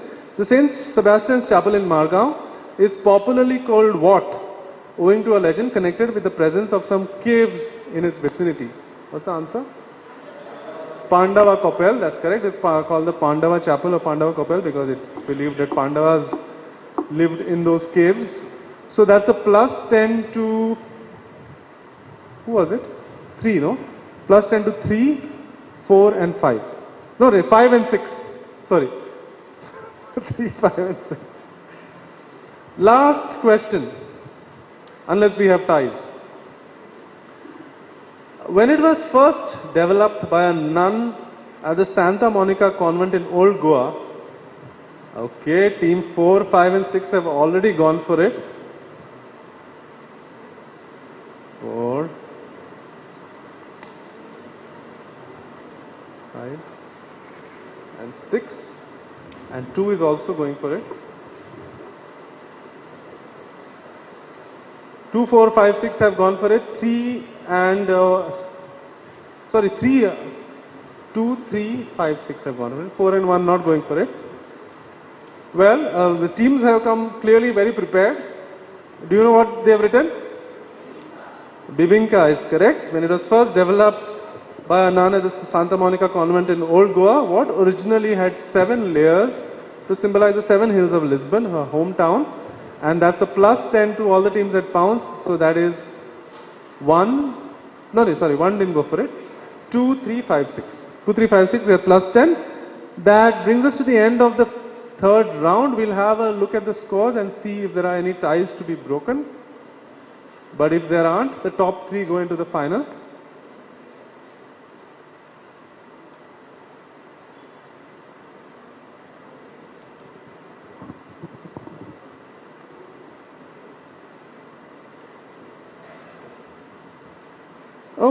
Okay, no ties. So, ladies and gentlemen, at the end of the second semi-final, the South Goa semi-final scores are as follows. Fatima Convent, Team A at seat number 2 ends up with 35 points. Big round of applause for them. And in 5th place in the semi-final is Team 1, Ravindra Kelekar High School with 55 points. Just missing out, I think, on that qualification is Team 6, Fatima. They got some good answers towards the end, but wasn't enough to get them into qualification. They end up with 60 points, but give them a big round of applause. And our 3 qualifiers for the next stage of the competition will be Team 5, Father Agnel with 65 points. Team 4, Our Lady of Miracles with 75 points. And with a handsome margin of victory, Team 3, Loyola with 110 points. Well done. So may I please request all of you to head back to the audience and rejoin us in about 10 minutes. Okay, you'll announce. Just a minute. So after the 2 semi-final rounds, 3 teams from North and South have qualified. That is GS Amonkar Vidya Mandir.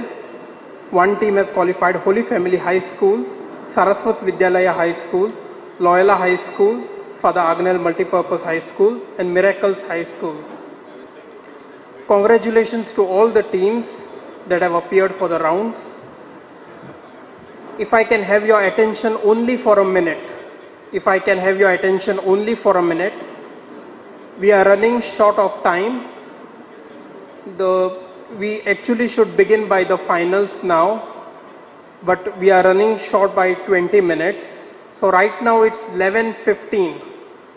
So by 11:35, we will begin with the program of the finals.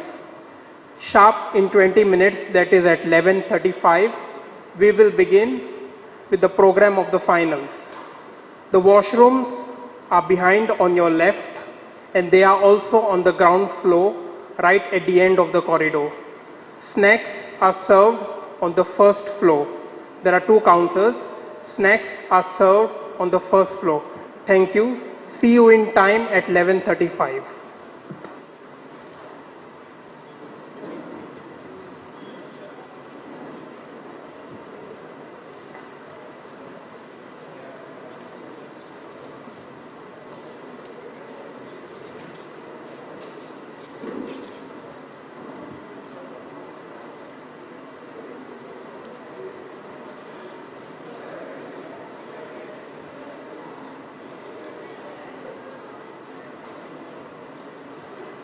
are not going down. You announce them, no? You have announced? Yeah, announced. Yeah.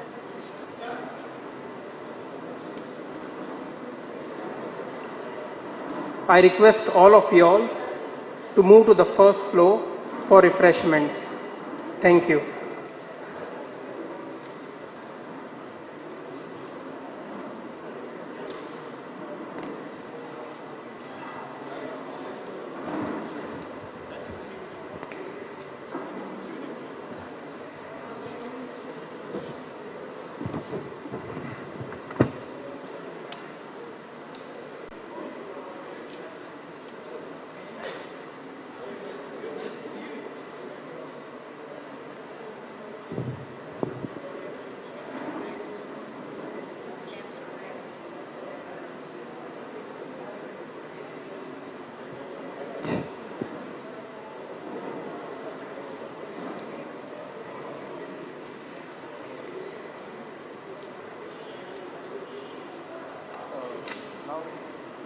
Check.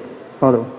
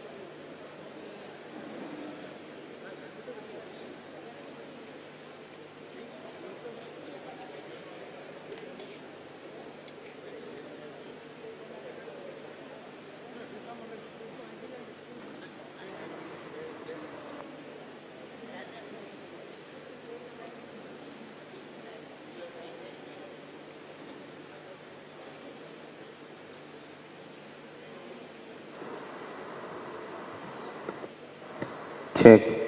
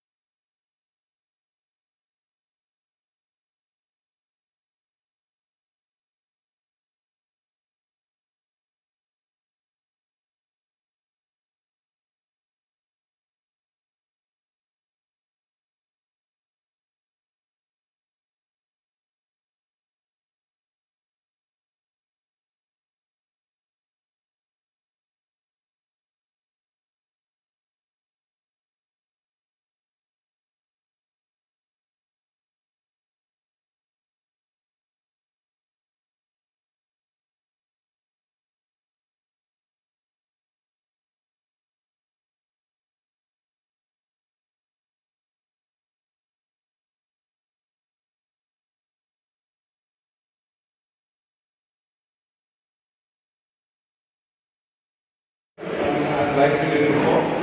We will have each team draw a block, decide whether it's in for the spider. Let's do the North Goa teams first. Which was the team that finished on top? I don't have the names in front of me. Can you come up? That's J. Samunkar? Okay. So the first team that will make their way to the stage is J. Samunkar from AMSA. And they will draw a lot to decide where they will sit.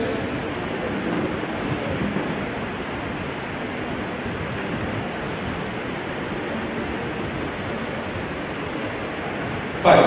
So J. Samunkar will be at 5. Who was second place in North Goa?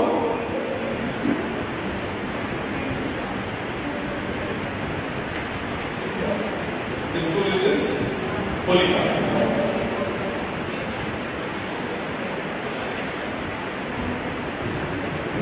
Holika, we will take table number 6. And third team from North Goa that qualified is from the school. Saraswati.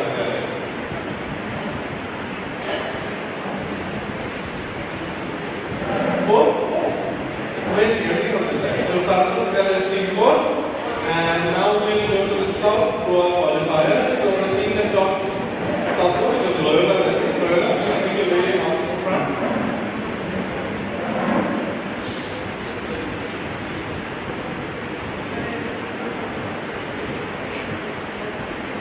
Which one? 2. Loyola will get seat number 2. And who was second in South Goa?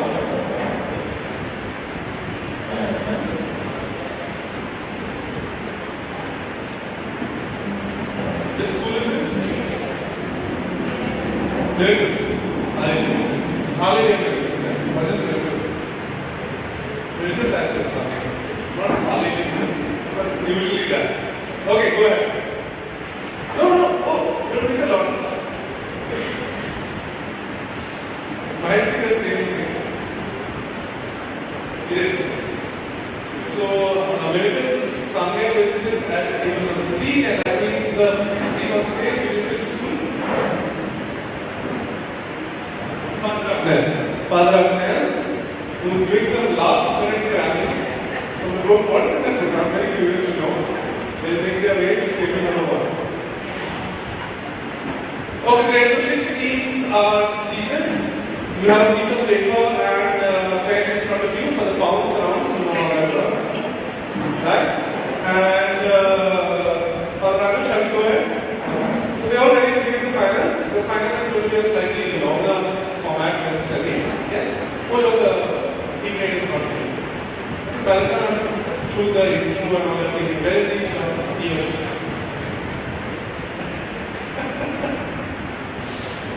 Okay. That was not a beef or victory sign. Okay, fine. In the meantime, so we'll do some audience questions. Now that we are more or less back, should I hold each other? So once again, welcome to the 12th edition of the Goa History Quiz 2025.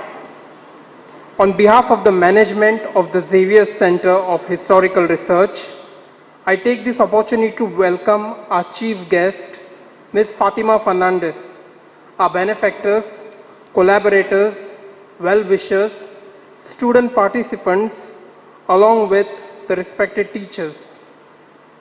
The 12th edition of the Goa History Quiz at XCHR Porvorim is organized in collaboration with Loyola High School Margao and St. Brito Mapsa. My heartfelt thanks goes out to Loyola Ex-Boys Association, that is LESA, and Brito's Old Boys Association, OBA, for supporting this event. I invite Ms. Lilia D'Souza to felicitate our chief guest, Ms. Fatima Fernandez.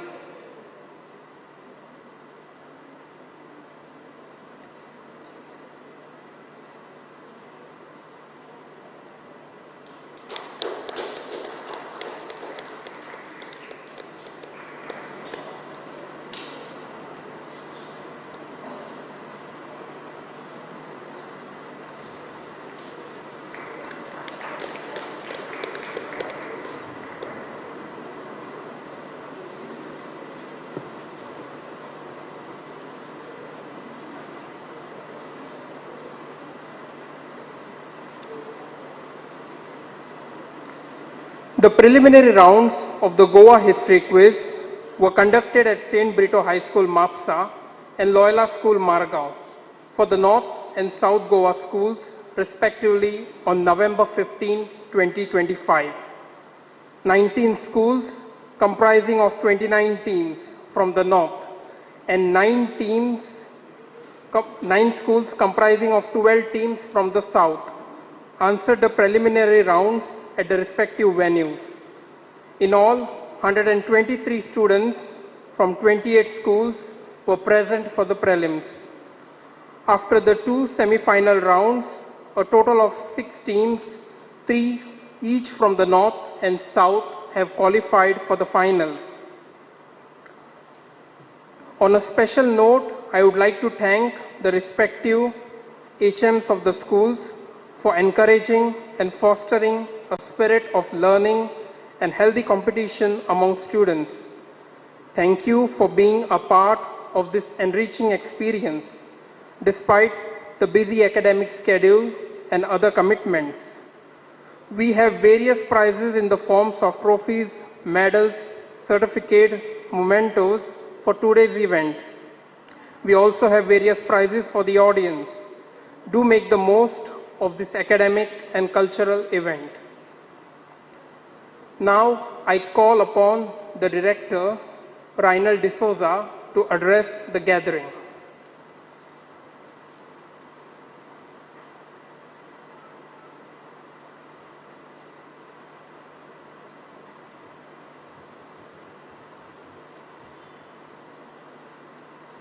Hello. Good morning, or rather it's already turning into noon. So good morning to all of you over here, especially our chief guest, Mrs. Fatima Rodriguez, our dear student finalists, 12 teams that are here, our quizmaster, Rajiv De Silva, and all of you who come here to attend this every year. And on behalf of the Xavier Center of Historical Research, it gives me great pleasure to say and to see that you come here with enthusiasm every year. To the 12 of you, to the 12 teams that participate this morning, you are not just competitors, you are ambassadors of history of Goa. You are ambassadors that take Goa forward. And this is something you deserve applause, you deserve encouragement, and you deserve our very best because you take forward this idea of Goa within you. It is just your willingness that even when in the classroom, when teachers come to you and ask for participants to come and engage, you say, no, I am willing to come. And that is the spirit of willing to come forward to engage. There will be winners, but you are willing to come and engage out of the thousands that are there in our schools today. And why do we engage? Why does engagement with the history of Goa matter? Because it is alive. It is alive in our festivals, as you see it in the questions, alive in our languages, alive in the architecture, in our culture and traditions. This capture Goa's history. It is shaped by various people, travelers, monks, freedom fighters, sailors, artists, and ordinary families from which many of us come from, or most of us come from. And here, this is the exciting part, that you as students are part of this. Very often you will hear this being said to you, right? As students, people will come and say to you, you are the future, right? They will say to you, right? You've heard this very often. You are the future of Goa. But there's another part about you. You are not just the future. You are the present. It is also that you are making history at this very moment. And that is the beauty of it, that you are very much active part of Goa's history. And therefore, we are grateful that you come, you have this idea to take this forward. I would say 4 things of our engagement with history. 4 things that we can take forward from a quiz like this. One thing is to think critically, to look at stories. When you get an answer right or wrong, to answer why. The second one is to look at connections. that we, of all our history, we are connected beings, not just over here, but we are connected across cultures. Goa is a melting point that connects people together. To appreciate our diversity, you look at the questions about Goa, they're not about one single type of people. They're about a diversity. It's not one single culture, it's cultures together. It's not something that is stuck in time. It evolves, it's dynamic, and that's about Goa. That there is this diversity about Goa that mixes. And the last of all is to never stop asking questions. That's the dynamic of the quiz. Also in your life, that you never stop asking questions in a way that you never stop quizzing. That you never stop to ask that one single question, why? And today, as you bring this hope and this aspirations of the people of Goa over here to this floor, that one of you will win, the winners are really all of us who engage. The winners are Goa. And on this note, I thank you. In a special way, I also want to thank our chief guest, Mrs. Fatima Rodriguez, who is a founder, educationist of a school, who teaches young minds. And this is also to reach out to teachers that teach you history, that help you engage, that it is at this stage that you build up everything that is there for our motherland. I'm really grateful also in a very special way to Rajiv De Silva and the Sunday Evening Quiz Club that has from the first edition been associated with us. And this year we are also very happy that we have former students who have participated over here, Moisha, and I am also certain that some of you will at a certain point in time come back to the XCHR over here where we study history and say, yes, I was here for the quiz, and we will welcome you with open hearts. And last of all, but not the least of all, there's one person I need to be very grateful to for this quiz that organized was Jonathan De Silva. So Jonathan, you're just standing and who made all the announcements, is the one who is the administrator of the center. He is the one who organized this quiz this year, who contacted a lot of teachers everywhere and coordinated this quiz. I would appreciate a round of applause to him, to Jonathan. Thank you very much. And yes, to you all, thank you for being here. I hope that you will enjoy this round of the quiz. Thank you very much.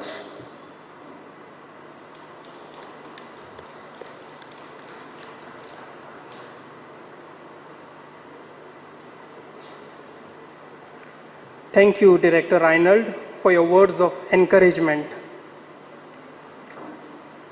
Sorry for the previous error. The chief guest for today's event is Miss Fatima Rodriguez. Just a brief description.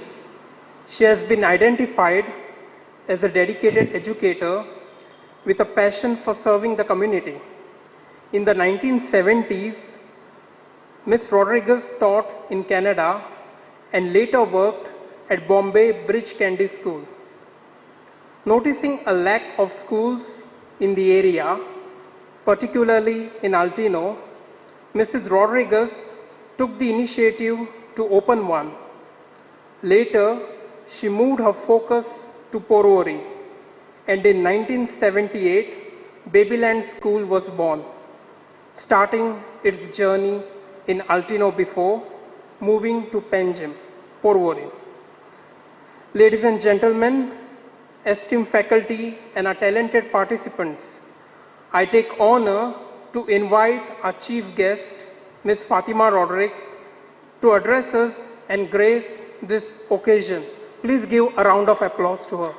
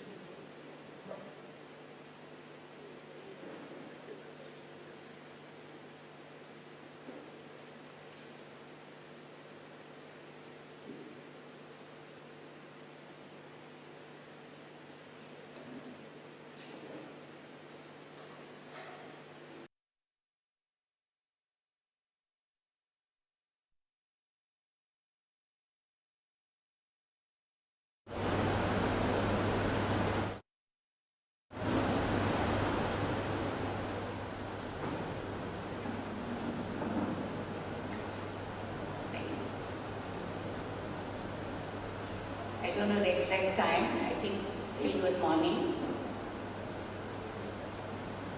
Respected Director, Dr. Reinald D'Souza, the management, the staff, distinguished guests, and my lovely contestants.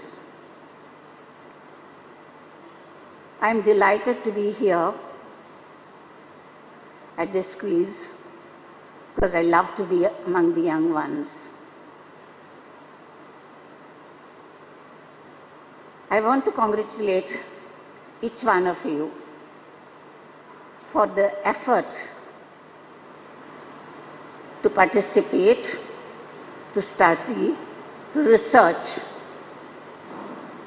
and reach this final round.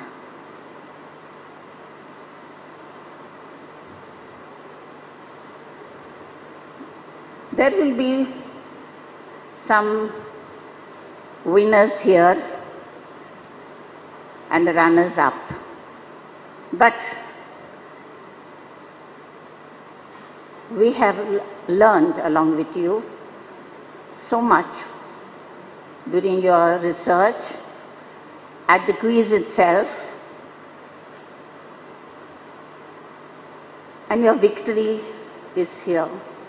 This is your victory for one and all, whether you come to the first place or not.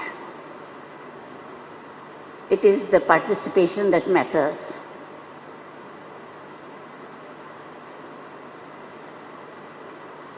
I would request you, do not stop here. Instead, carry on, go on exploring, go on researching with the help of your teachers, your elders, the libraries you have around, the Central Library. Even this institution has got such a beautiful, rich library attached with an art gallery with beautiful paintings which speak volumes.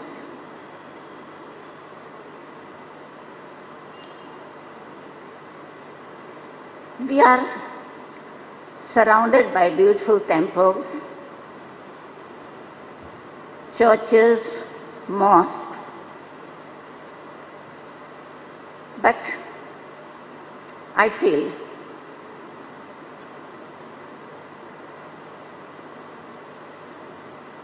that history is not all about monuments, wars, and victories. Today, if you ask any child where the bread comes from, where the rice comes from, I'm sure they will answer at the supermarket. Do you agree with me? So my dear ones, our bread, that is our pao, our chilies, our rice, our cashews, mangoes, our architecture and everything, the art, the culture, our costume have so much to speak. And if you don't explore it today, it will be forgotten. And my dear ones, if you want to enjoy your present, you have to know your past. So I request you, avail of the opportunities given to you. You have given only the taste here, and one day I may not be there to see you all, but I'm sure you all will be the future, but you all are future budding historians. So I wish you all the best, and I bless you and request you once again, do not stop here, carry on and on, digging into the past history of Goa, which you will be proud of. God bless you, and all the best for each and every one of you. Thank you.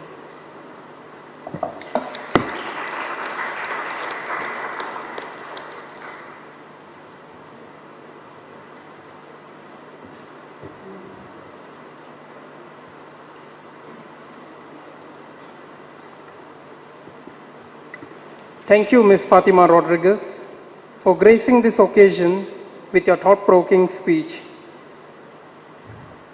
Distinguished guests, esteemed faculty, and my dear students, please put out your hands together for our esteemed quiz master, Mr. Rajiv De Silva, who has been at the helm of this historical journey for the past 11 editions. Thank you, Rajiv, for nurturing curiosity, fostering excellence by being an integral part of this academic endeavor. Now the stage is set for the final showdown. The semi-final round has narrowed our talented pool to the top 6 teams. Congratulations to GS Amonkar Vidya Mandir, Holy Family High School, Saraswat Vidyalaya High School, Loyola High School, Miracles High School, and Father Agnel Multipurpose High School. Please give them a round of applause.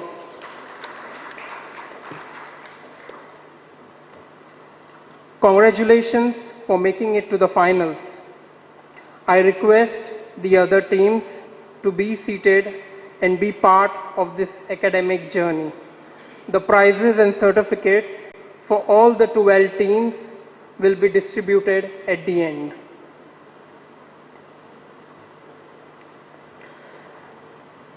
The finals promise to be ever more thrilling. Stay tuned, folks, as we get ready to crown the ultimate champions of the Goa History Quiz 2025. Over to you, Mr. Rajiv.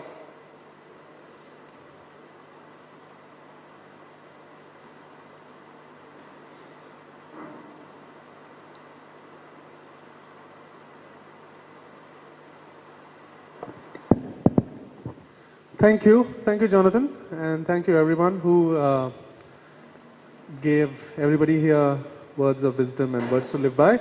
So now we're at the business end of the day today. So we have the final before us. 6 teams have qualified. We have a quiz that should take about an hour and 15 minutes. So we should be done by 1:30 max.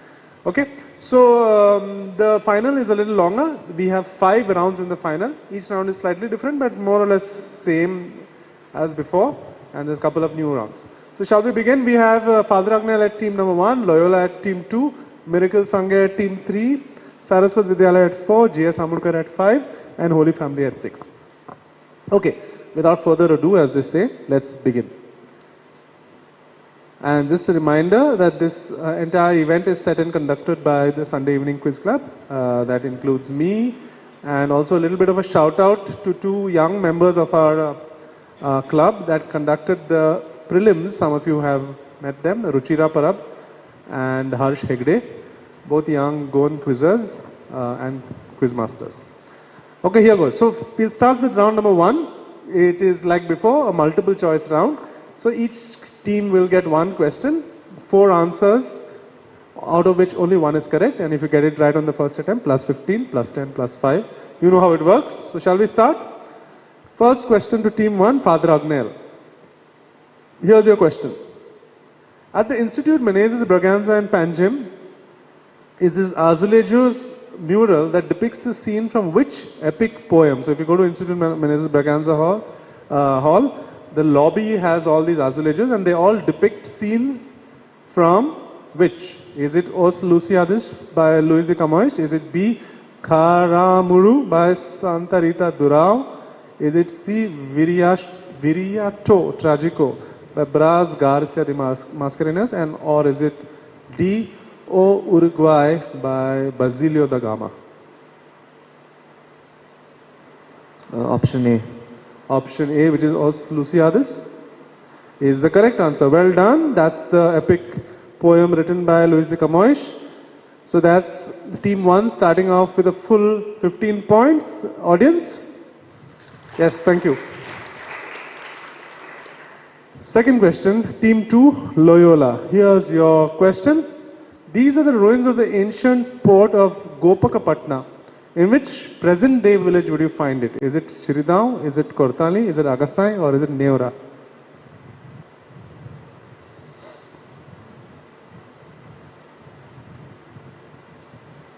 So if you go there today, you'll still find these. They look like stones, but they're basically... Agasai. Agasai is your first guess, which is also the correct one. Well done. This is along the river in Agasai. So that's plus 15 to team 2 as well. Next question to team 3, miracles. Here goes. Okay, Operation Vijay began in 1961 with the bombing of Dabolim airport by these Indian Air Force bombers that were named after an Australian city. What were they called? Were they called Hobart, Canberra, Melbourne, or Adelaide? Option B, Canberra. Option B, Canberra is also right. Well done, teams. Teams on this side. They've all come heavily prepared. Well done. These were the Canberra bombers, which are heavy bombers that were used to bomb Dabolim and other places. Team 4, question 4.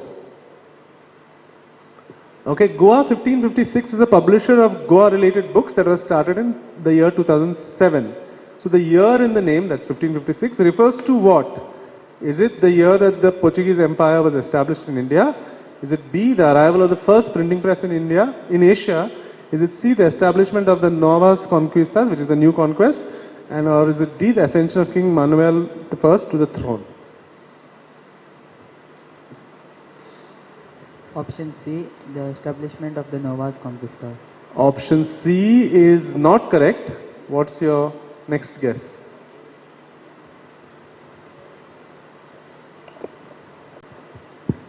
Establishment of Portuguese Empire in India.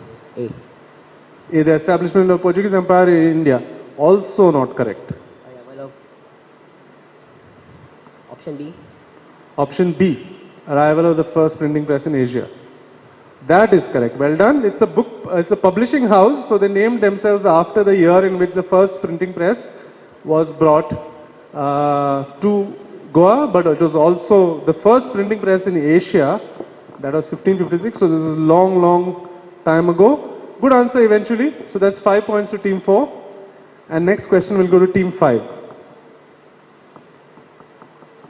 Okay, located just south of Agonda and accessible only by foot or boat is a secluded beach that has become very popular with tourists of late. What is it called? You can see this is an aerial photograph. Is it called Full Moon Beach? Is it Half Moon Beach? Is it Dragonfly Beach or is it Butterfly Beach? Option D, Butterfly Beach. Option D, Butterfly Beach is again right. Well done, team 5. It supposedly looks like a butterfly. Kind of, I guess. And that's 15 points to to team 5. Last question is round to team 6. Here is your question. A tradition that is unique to Shandor is a Musal Khel or pestle dance performed on the second day of the carnival. It commemorates the victory of which king over the Cholas? Is it Harihar? Is it Shastadeva? Is it Jaikeshi II or is it Shivachitta? C. Jaikeshi II is not the correct answer, unfortunately. What's your second guess?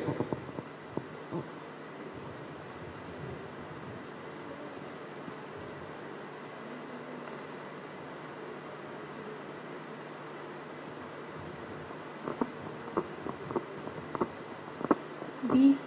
B. Shastadeva is also not right. Team 6. A. Harihar or D. Shivachitta? A. A. Harihar is correct. Well done. You eventually got that right. So that's 5 points to team 6. So, and anybody from Shandor here? No. I think they chant the word, the name Harihar features in what they chant while they're doing the Musal Khel. So 5 points, and now we shall do an audience question. I know they're still running behind time, but we don't want to anger the audience by not giving them any prizes. So let's do a quick one for the audience.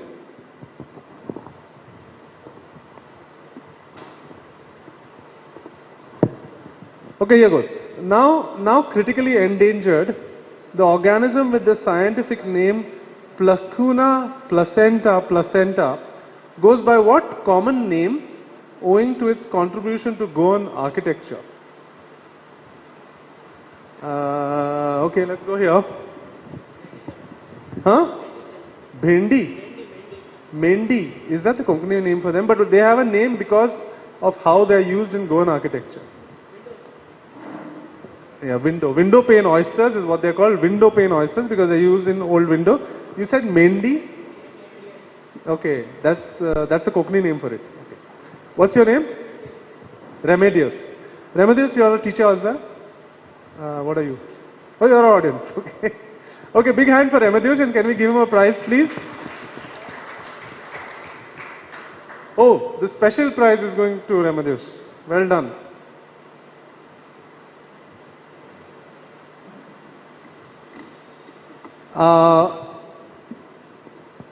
So, after round 1, 4 teams, Father Agnel, Loyola Miracles and J. Samunkar have scored full 15, and 2 teams, Saraswat and Holy Family, have scored 5 points. Still a long way to go in this quiz. We are on round 2, and pounce is applicable for the rest of the quiz, right? It's just to make everything fair. So we're going to do 6 questions on, you're okay with pounce, no? We can also not have it if you feel it's too complicated. Yes, pounce or no? Okay, fine. Let's do pounce. So, 6 questions. These are all based on text clues. So, there will be only text questions and then you have to work it out and give me the answer. So, first question will go to team 1 and then we'll pass in this direction. And if you think you know the answer, even though it's not your turn, you can raise your hand, pounce and write the answer. Okay, simple enough. Here goes. First question to team 1, Father Agnel, and everybody else on the pounce. Many Goan surnames come from the original vocation of the family that bears the name, right? So it's a vocational surname. What surname comes from the fact that the family's ancestors were translators or interpreters? So which Goan surname means or stands for somebody who can translate? Who's pouncing? That is team 4.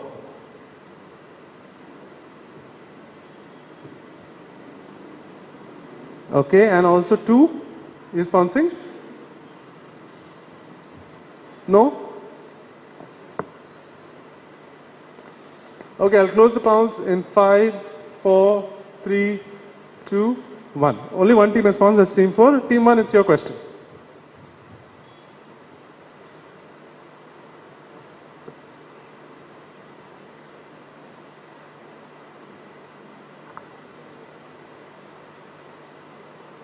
Team 1, any guesses?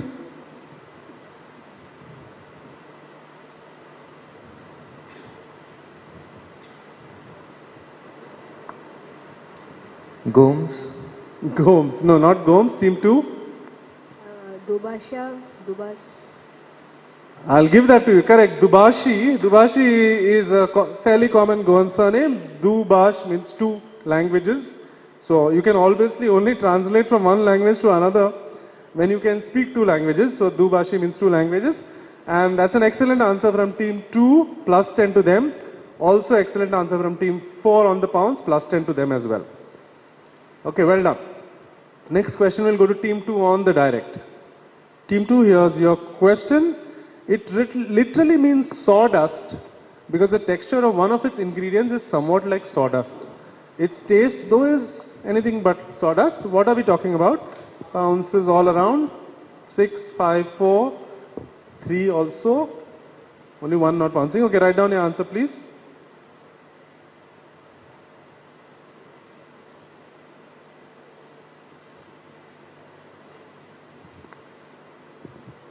Okay, I've seen pounces from everyone. Team 1 also pouncing?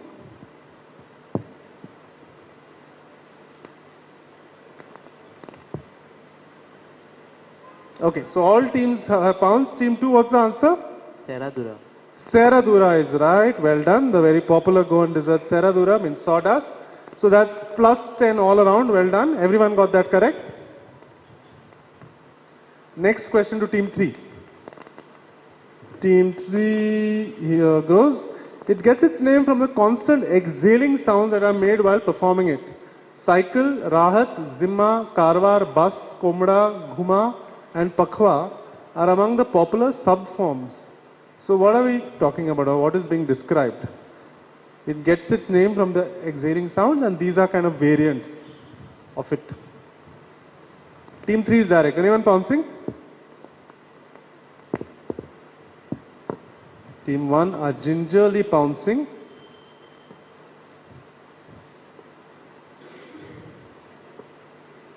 Okay, I've seen their answer.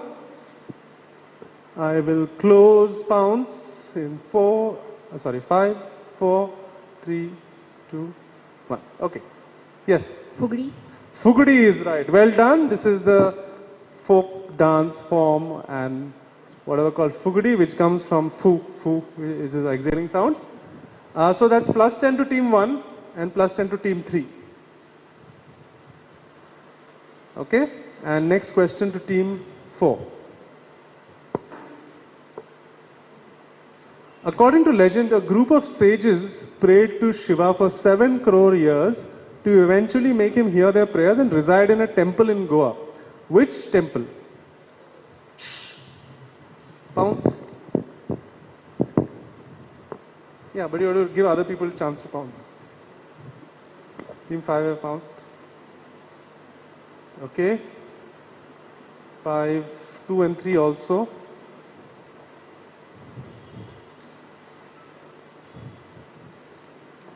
Okay, 2, 3 and 5 have pounced. Nobody else seems to be going for it, so I'll close it. Team 4. The Saptakoteshwar temple in Narva, that is correct, well done. Saptakoteshwar, Saptakoti means 7 crore, so Koteshwar, whatever. So that's a plus 10 to team 4 and on the pounds to team 2 and 3. 2, 3 and 4 get a plus 10. You also pounced? Oh yes, okay fine. And team 5 also.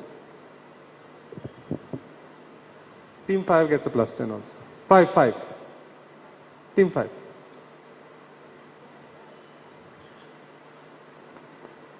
Question now direct to team 5. How do we know today the institution that was known as the Biblioteca Nacional de Goa before liberation? So this was an institution that was called Biblioteca Nacional de Goa, and now what is it called? Still around, but obviously they've changed the name. Team 1 is pouncing.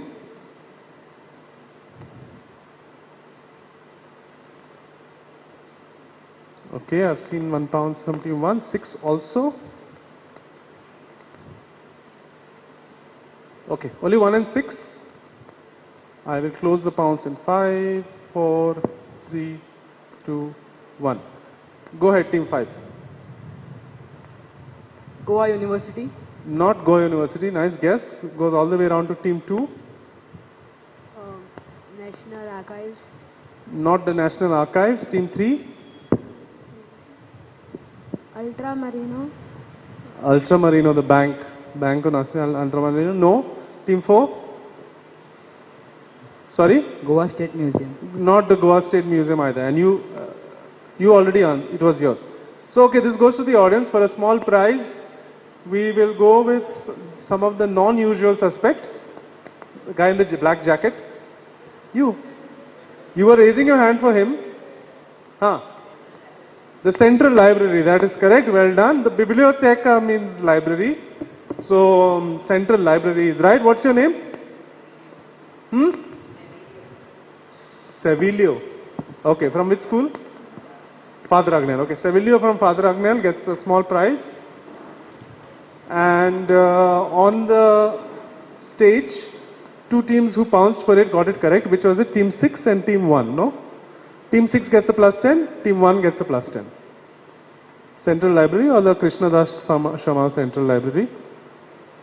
Last question in this round goes to Team 6 on the direct. Here is your question.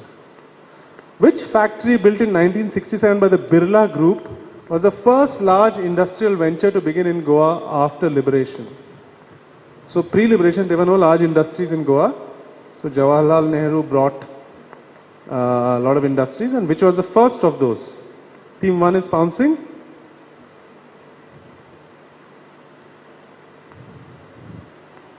Okay, I've seen it pounce from team 1. Anyone else?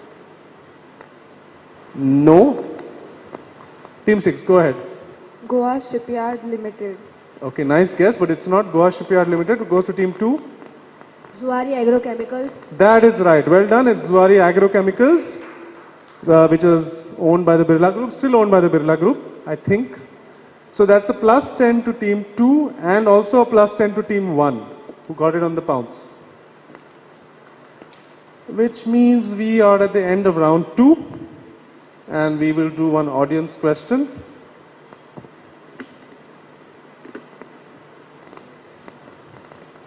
Okay, which Konkani word used more on particular days of the week or particular times of the year comes from the Jain word for one who follows the faith and performs actions accordingly?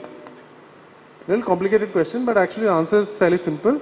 Which Konkani word which is used to describe certain days of the week or habits on certain days of the week or particular days of times of the month comes from a Jain word actually for one who follows the faith?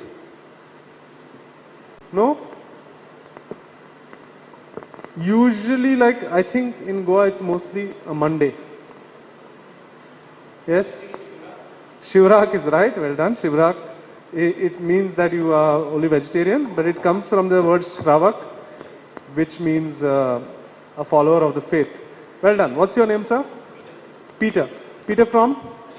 Saligam. Are you associated with any school or somebody participating here? Oh, okay. he had a few hours to kill, so he came for a quiz. Well done. Let's get a prize to Peter, please.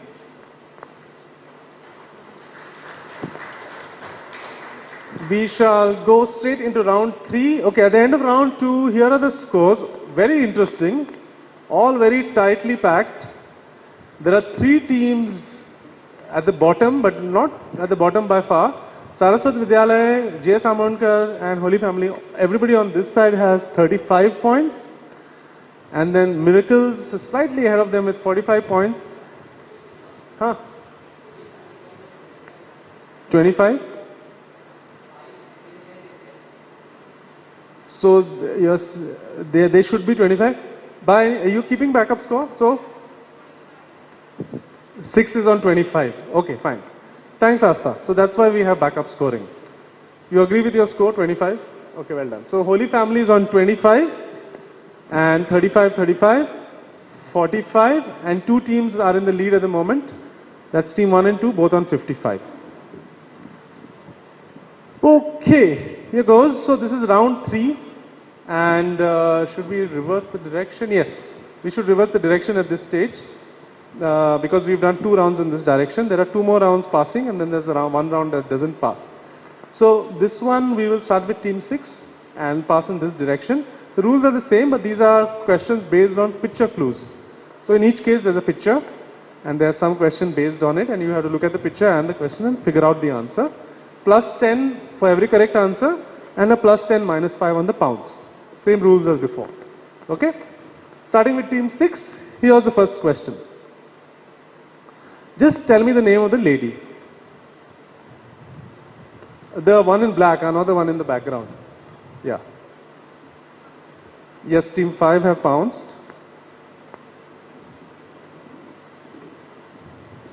Anyone else? Team 3 is also pouncing.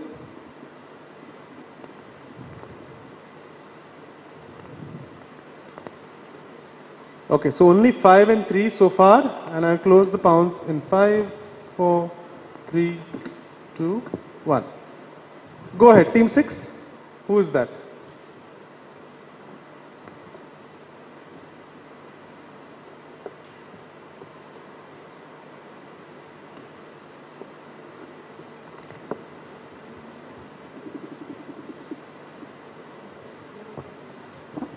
Yes, 6. Any guesses? Shashikala Kakodkar. Is correct. Well done. It is Shashikala Kakodkar, who was Goa's first woman and only woman chief minister and the second chief minister. Standing next to her father, who was the first chief minister, Dayanand Bandodkar. So that's plus 10 to team 6 and plus 10 to team 3 and 5. 3, 5 and 6 get a plus 10. Next question to team 5. 5, here is your question.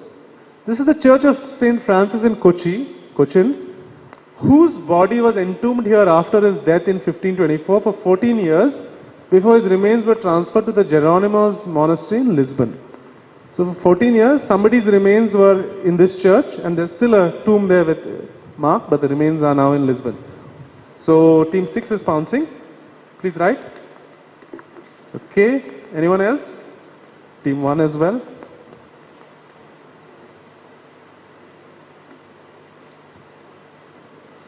Okay, only 1 and 6. I will close the pounce. Team 5, go ahead.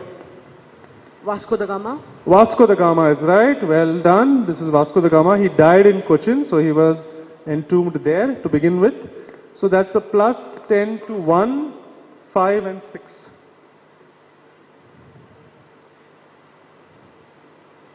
Question to team 4.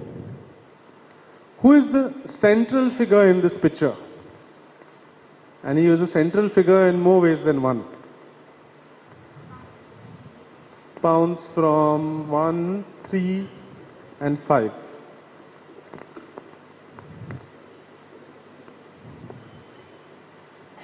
I've seen 5 pounds. 3. Okay. And 1.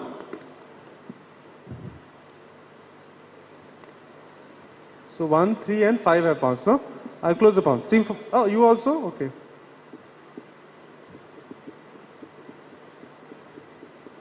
Okay, and 2. 1, 2, 3, 5. 4? Sorry, I can't hear. KP Kandat, that is right. This is KP Kandat, who led the Indian Army operations during Operation Vijay. So that's a plus 10 to team 4. Also a plus 10 to team 1, 2 and 5. And unfortunately minus 5 to team 3. They went with Gopal Singh, which was, you looked at the other guy, I said central figure. But he wasn't Gopal Singh. Question to team 3. The institution that was originally housed in this building was the first of its kind in Asia when it began in 1842. What institution that survives to this day in a different location? So this building you must have seen. It was built originally for another purpose. What was that purpose? So I've got pounces from 6, 5, 4 as well. And anyone else? 1 also. Okay. 4, 5, 6 and 1 have pounds. I'll close the pounds. Team 3, go ahead. Goa University. Not Goa University. Passes to team 2.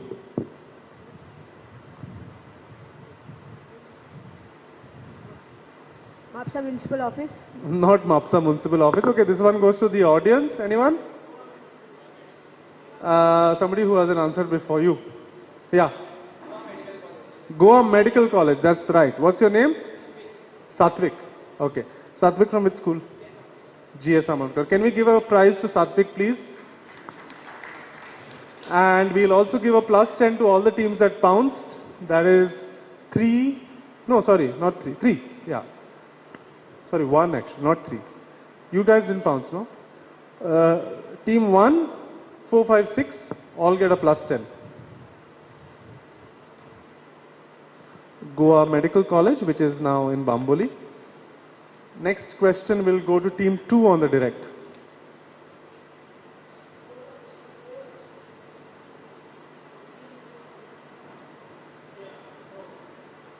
Four also got, I think, no? Okay, good. Everybody is keeping a close eye on proceedings. Team 2, here's your question. This writer, whose real name was Vaman Raghunath Dash Varde Vadaulikar, gained his well-known nickname while on a steamer journey from Goa to Bombay. So you have to give the full name by which he is popularly known. 3 and 2 are pouncing.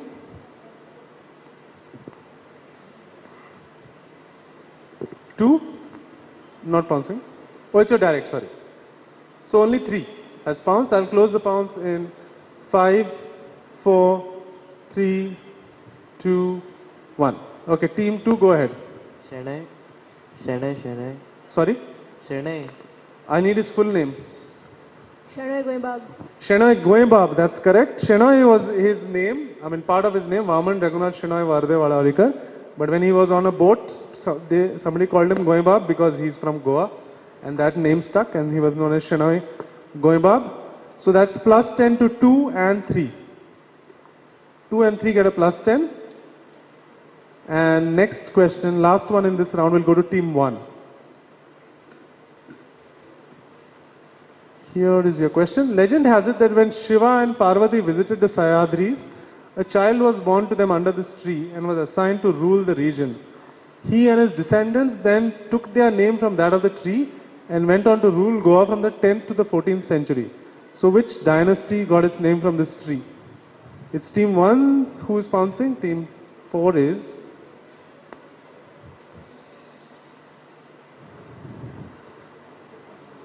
Five not pouncing, team 6. Okay, 4 and 6 only so far. I'll close the pounce, 3 also. Okay. 3, 4, 6 have pounced. I'll close the pounce. Team 1, go ahead. Kadamba dynasty. Kadamba dynasty comes from the Kadamba tree. That is right. Well done. So that's 10 points to team 1 and 3, 4 and 6.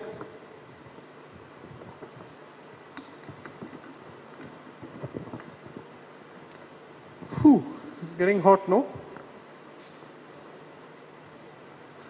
Okay, audience, your turn.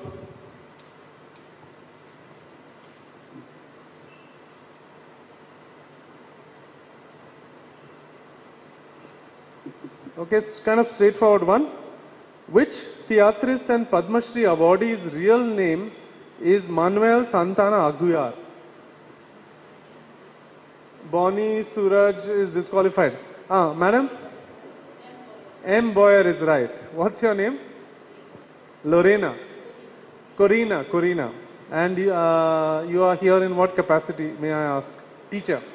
Of which school? Of Fatima Convent. Well done, Corina. Here's a little prize for you.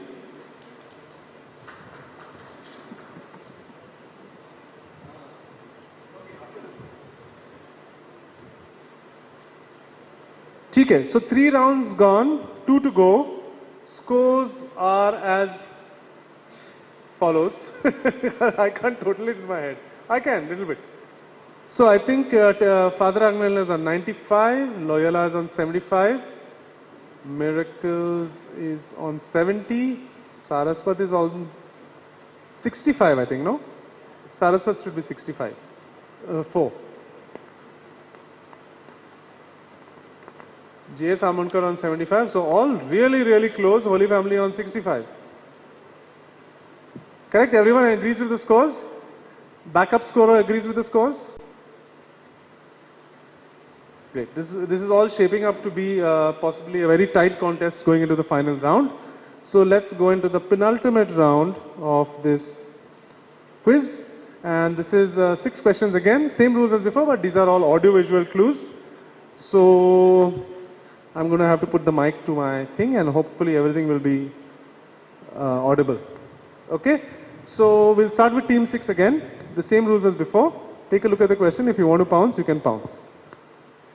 Plus 10 and minus 5 on the pounce.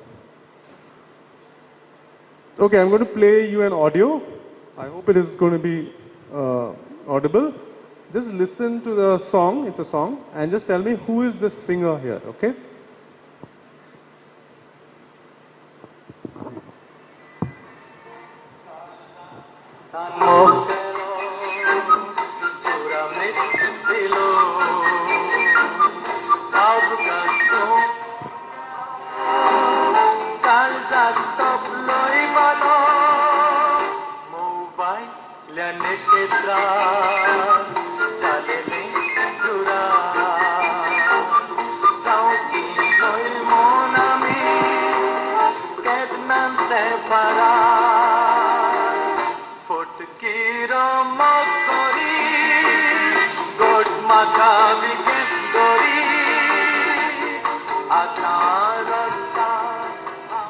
Okay, who all pouncing? 1, 2, 3, 5. 6 is direct. Okay, let me see 5s first. 5, 3, 2, and 1. Okay, pounce is closed. Team 6, go ahead. Sorry, not Alfred Rose. You pounced, right? You also pounced. Oh, you didn't pounce. Team 4, go ahead. Remo Fernandez. Not Remo Fernandez. And everyone on this side pounced, I think. 3, you went for it. Okay, audience, this should be an easy one. Mohammad Rafi, that is correct. It's the Hindi legend Mohammad Rafi who did at least one Konkani song. I don't know if he did more. So Mohammad Rafi will get you a prize, madam, again. And scores, team 1 unfortunately gets a -5. But team 2 gets a +10. Team 3 gets a +10. And team 5 gets a +10. Okay, that was Mohammad Rafi. Question will now go to team 5 on the direct. And here's your question. I'll play you a video which shows a folk dance of Goa, obviously. Just tell me the name of the folk dance.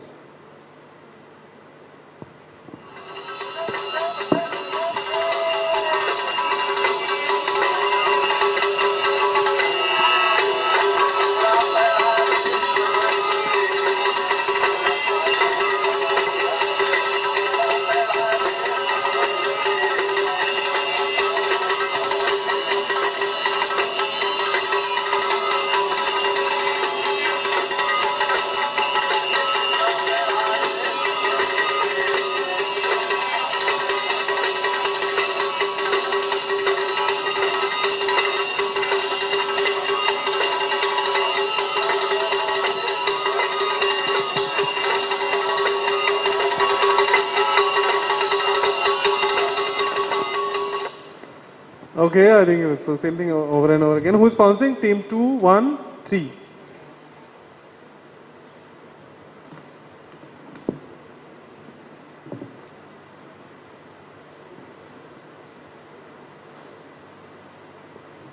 Okay. 1, 2, 3 have all pounced. 6 is also. And you are not pouncing. Team 5, go ahead. Talgadi. It is Talgadi. I got Tonya mail on all this side, so I'm wondering whether it is closed. Anyone also called Talgadi? Tonya mail and Talgadi?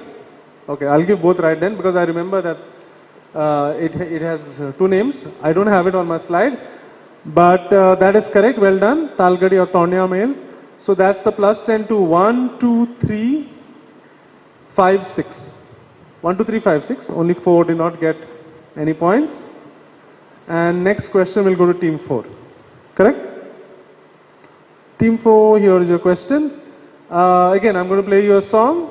Fairly straightforward. You just tell me what kind of song it is. You know, there are different styles or genres. Just tell me what kind of folk song it is.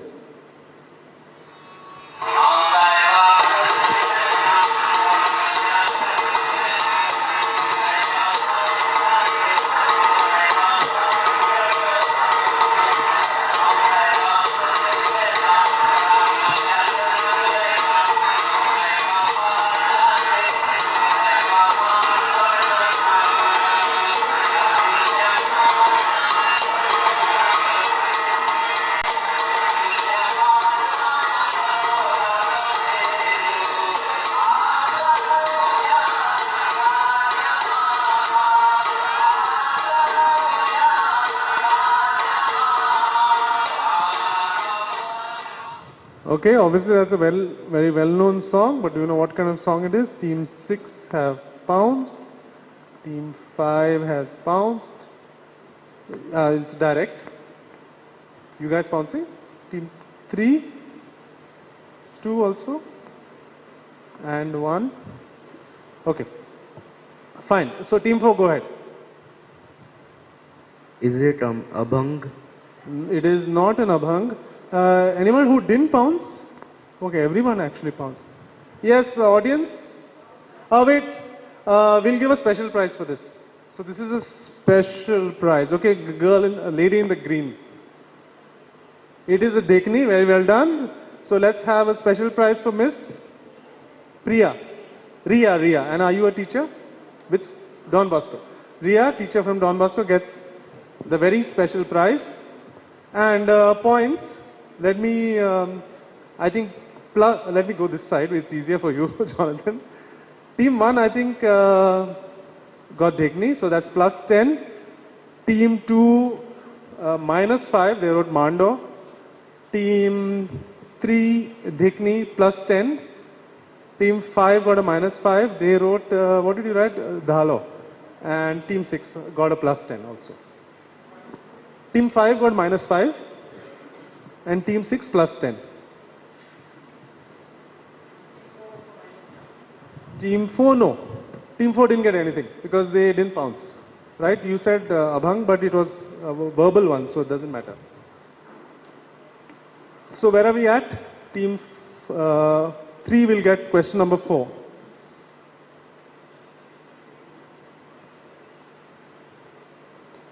Okay, I'm going to play your video. Just tell me at which location that one can only visit for a short period every year has this video been shot.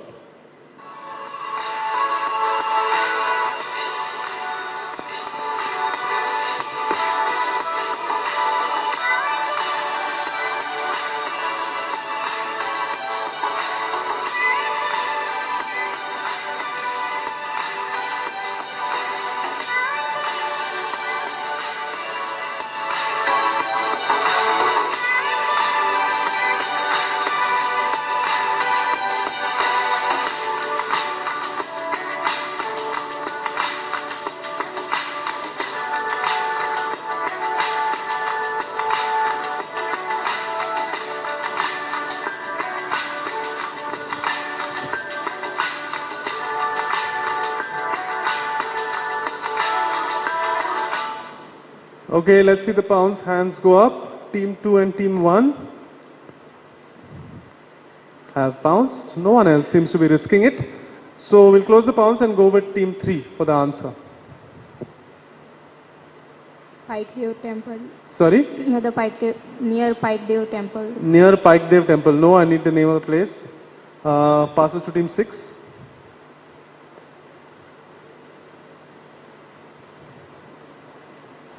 St. Jacinto Island. No, not St. Jacinto Island. Team 5. Revora. Not Revora. Team 4. Not Mahadev Temple. I need the name of the place. You guys pounced, right? Done. Anyone in the audience? Yeah, this. Sorry? Kurdi. What? Why can you? How is it that we can only visit for a short time every year? It gets submerged. Yeah, it gets unsubmerged in the summer. Well done. What's your name? Ethan. Well, were you the same Ethan or there are actually two Ethans here? Wow. Oh, do you know each other? Do your parents know each other? Because it's not often that you find two unusual names in the same hall. Well done, Ethan. You are from Don Bosco, I can see, no? Well done. Yeah, the answer is Kurdi, which is a small village in Sangay, which is in the submergence zone of the Salaulim Dam. So only every year in the summer when the water level goes down is when you can visit it. And that means plus 10 to team 1 and 2. They are the only ones who got that. Okay, interesting scores. Question 5 to team 2 on the direct. Okay, I'm going to play you another song. This is a song written by Kaji Di Braganza and sung by Rosario Di Benauli.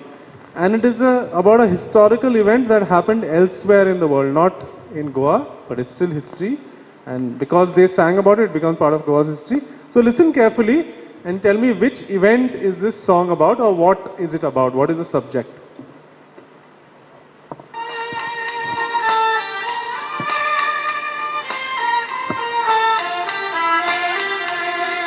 Baravia Warsa Abrilaci Datari Southampton dockea Casleli Portland Royal Sobit Sundor Diso Diamo Tiaceti Dice Bonde Cipoili Street Ulli Tiasin Monan Banon Gati Amil bye bye Kotali Utsum Diran Uitali Ufendoria Chalara. Okay, I wonder whether you picked up a couple of big clues in it. I don't know whether you picked it up, but okay. If you didn't, you didn't. So this is talking about a specific event that happened. I think he mentioned a date and some place and some context. So since this has largely been a mostly easy quiz and most of you have knocked the questions out of the park, I'm not going to give any additional clues. So, yes. Is it talking about the arrow which hit Benale? The what? Lord Brahma's arrow. Lord Brahma's arrow hitting. Okay, nice guess. That is to do with Goa. No, not correct. Team 1.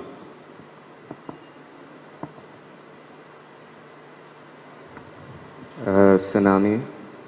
No, nothing to do with the tsunami. Team 6.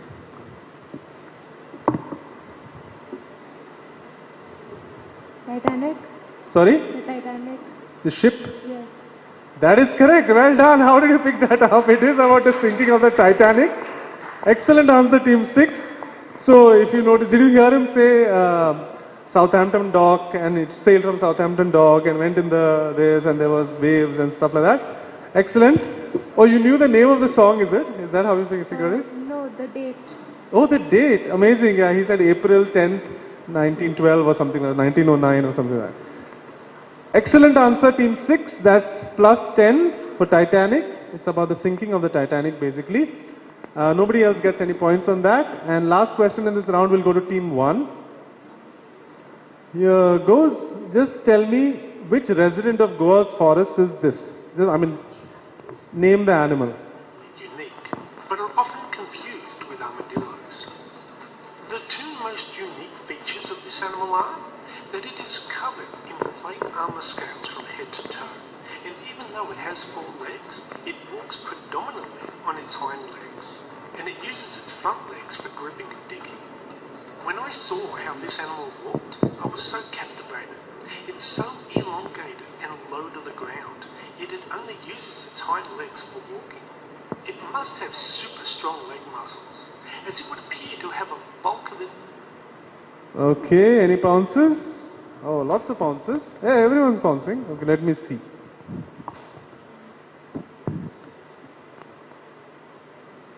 This? Okay.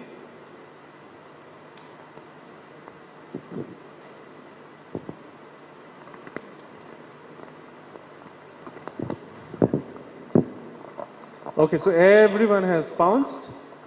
Team 1, go ahead. Pangolin. It's a pangolin, that's correct. It's a pangolin. That's a plus 10 to Team 1.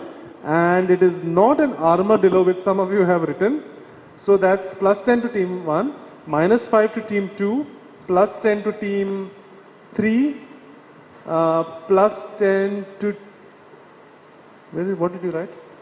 Oh, sorry, minus 5 to Team 4, minus 5 to Team 5, and a plus 10 to Team 6. Okay, so we are down to the last round, and we will do a couple more audience questions, including one for special prize, and then we'll get into the last round.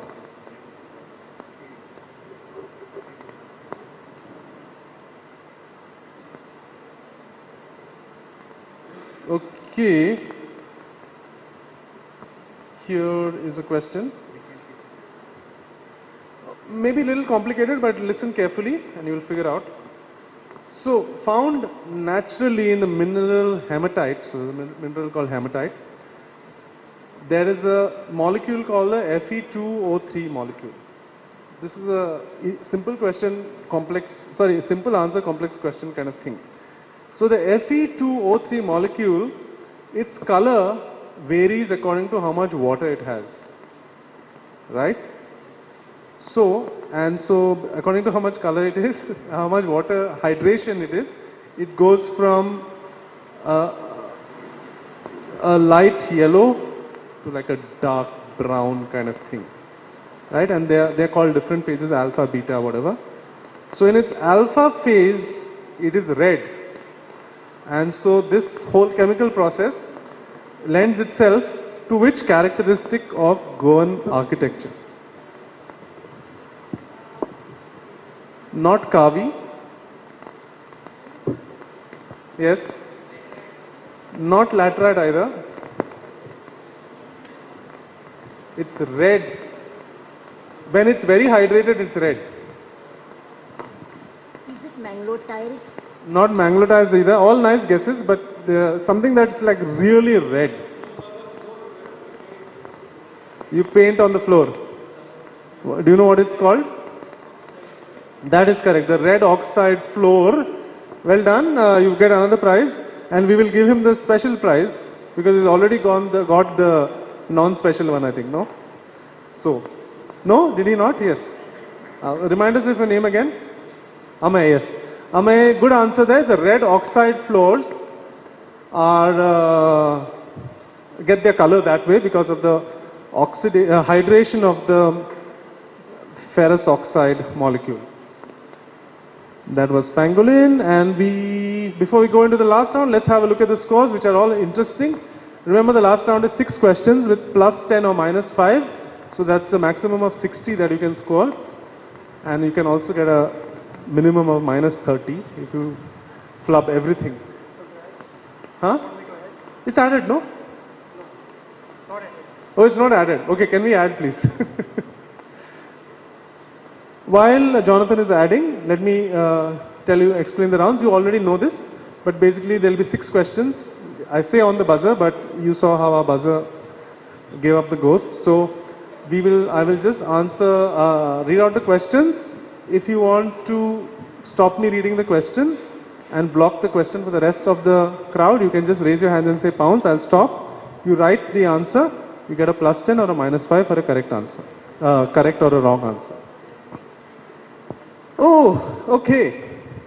So, some space has opened up now, I see, but it's still very tight at the top, in the top 3. So, Saraswati Vidyalaya, team number 4 is on 60. They are currently in 6th place. And then team 5, which is GS Amonkar, is on 85 in 5th place.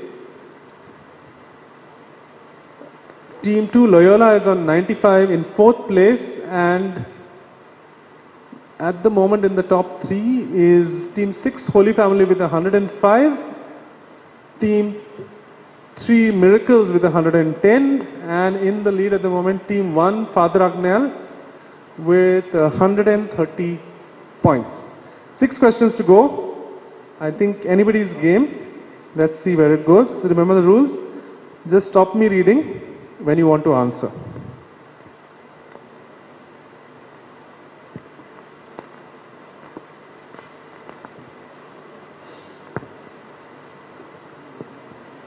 Okay, here goes. What animal? Anyone? What animal that was used as an emblem by the Kadamba rulers? Okay, I see some hands raised. That's basically everybody. Please write your answers. 6, 5,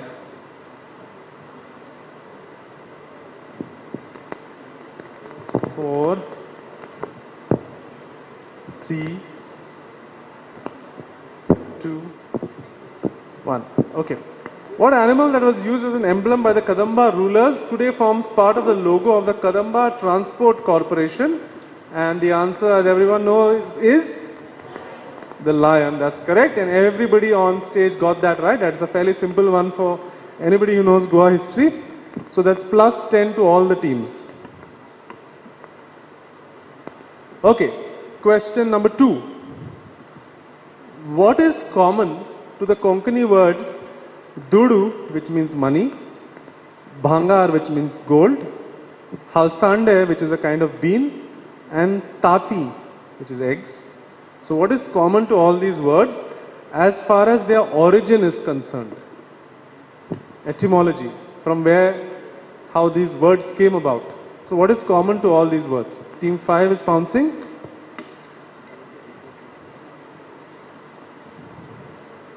Okay, team 3 also. Okay, so that's 3 and 5 who have pounced. Anyone else? No, because 2 teams have pounced, so I won't repeat the question. I will close. Who have pounced? 5 and 3. Anyone in the audience for non-special prize? Someone who hasn't gone before? Okay, madam, go. They all come from Kannada, that's correct, well done. Their origin is Kannada. Let's get a prize to the teacher here.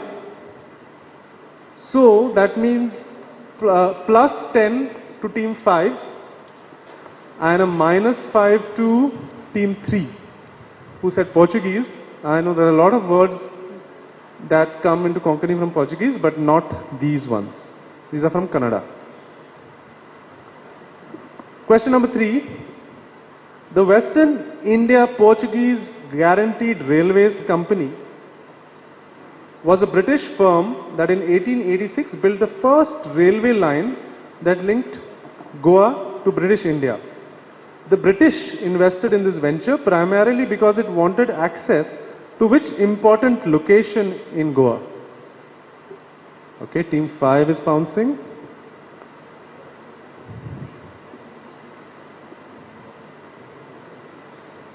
Anyone else? Team 3 also? Okay, 3 and 5, 6 also is going for it. 6, 5, 3. 4 also belatedly.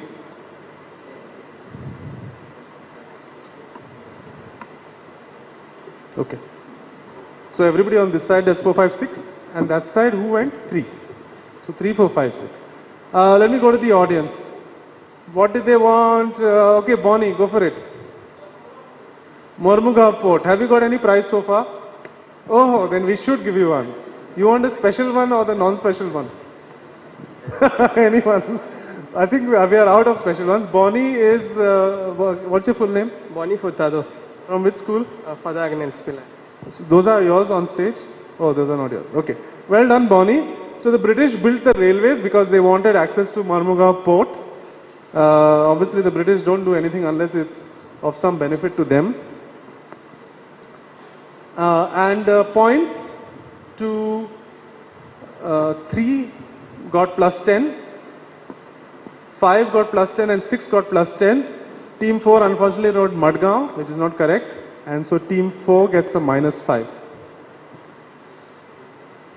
How many questions to go? 3 to go. Okay, here is question number 4.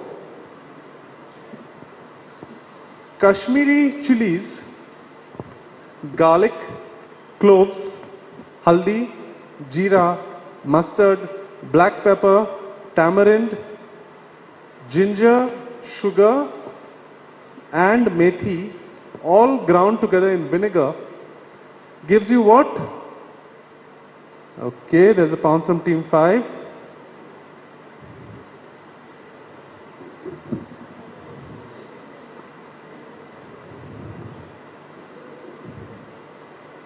Okay, anyone else? 5. Also 4. 1 going for it?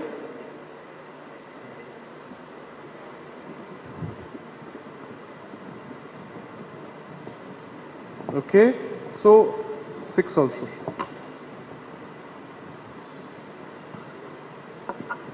So 6, 5, 4 and 1. 2 and 3 have not gone for it. I'll close the pounds. Oh, 3 is also going? Don't say out loud. Okay, fine. So except for team 2, everyone's gone for it. Anyone in the audience? Yes? Reshad masala is correct. That's how Reshad masala is prepared. What's your name? Tell us again. Priyanka. Priyanka from GS Amankar. Can we give Priyanka a prize if there's still any prizes left? Yes, there are. Well done. So, Rishad Masala is right. Let me see the points. Team 1 gets a -5. They just went with Masala, that's not good enough.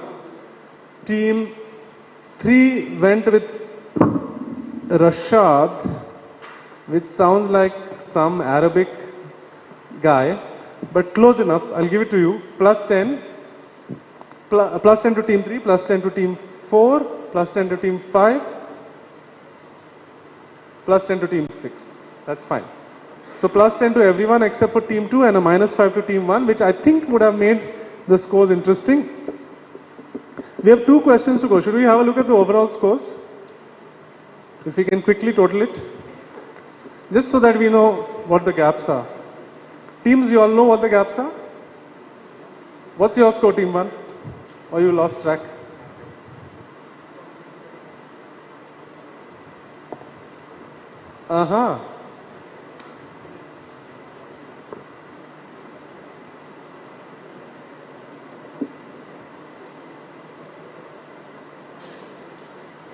So it seems like team 1, Father Agnel is on 135, Loyola is at 105, so they can't touch Father Agnel unless, well, it's still mathematically possible.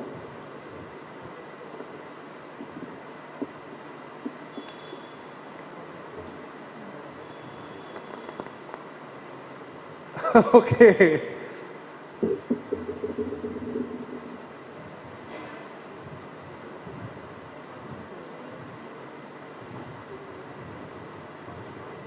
Okay, there seems to be some confusion on team 3. What do you have? 135. Wow. 135. Team 3, do you agree your score is 135? Okay, so it is 135. So, this is quite amazing. We have Team 4 Saraswat Vidyalaya out of the reckoning, they are on 75. Team 2 Loyola also kind of out of the reckoning because they are on 105. But one team, GS Amonkar, team number 5 is on 125 and so very much in the chase. But we have 3 teams, that's Father Agnel, Miracles and Holy Family, all on 135. That I don't think it would have gotten much closer to that. I wish we had those buzzers working. But it's still very close. 2 questions to go. So you don't have to be a mathematical genius to figure out that this could go anywhere. Right? So everybody play it carefully. And one negative here and there might make the difference between victory and defeat. Cool. Penultimate question, unless we need tie breaks. And remember, you can stop me from reading the question if you want the others not to hear the rest of it. Question number 5. Found in the Western Ghats, the southern birdwing, okay, is the largest in India of what kind of creature? Team 6 have their hands up. No, team 6 have already pounced, so I'm not going to repeat the question. Anyone else? Based on what you've already heard, anyone wants to pounce? Okay, I'll close the pounce in 5. 5 are going for it, 2 also going for it. Okay. No, yeah. So only 5 and 6. You can't change your answer. A pounce is a pounce. So 5 and 6 have pounced. Audience will come to you. Southern birdwing is the largest. What kind of? Yes, Maria. Butterfly. That's correct. It's the largest butterfly in India, found in Goa. So interesting. Team 6 gets a +10 and team 5 gets a -5. Unfortunately, they wrote toucan. Toucan is not found anywhere in India. So that takes Holy Family up to 145 and still not safe. And GS Amonkar down to 120. So they are kind of out of the reckoning, but still 135, 135, 145. So Father Agnel and Miracles kind of have to go for the last one, and Holy Family have to figure out whether they sit pretty and not go for it, or anyway, I'll leave all that to you guys. Okay, last question of this quiz. I think it may not be the last question because I'm sure we'll need tie breaks somewhere. Here goes. Last question. Among the various kinds of vahanas associated with temples in Goa are the palki, which is carried on the shoulders of devotees, and the rath, which is a wheeled chariot pulled by devotees. So there are different types of vahanas. One is palki, one is rath. What name is given to a vahana that moves on water? Okay, two teams have gone for it.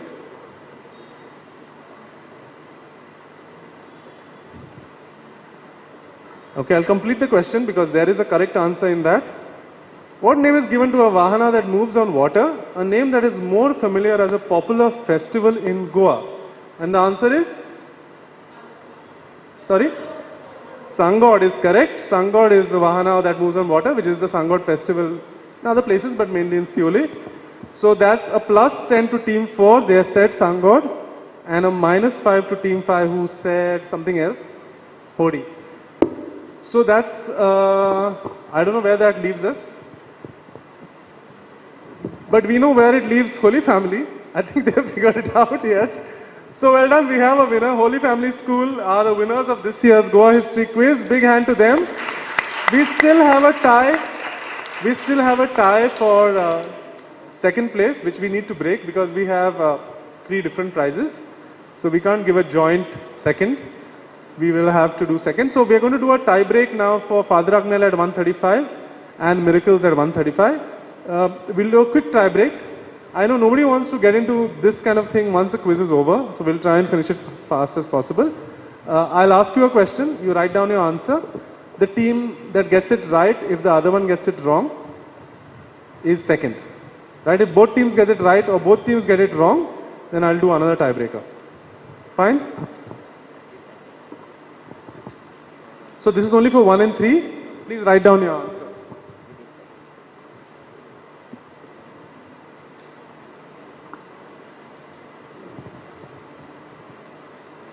Okay.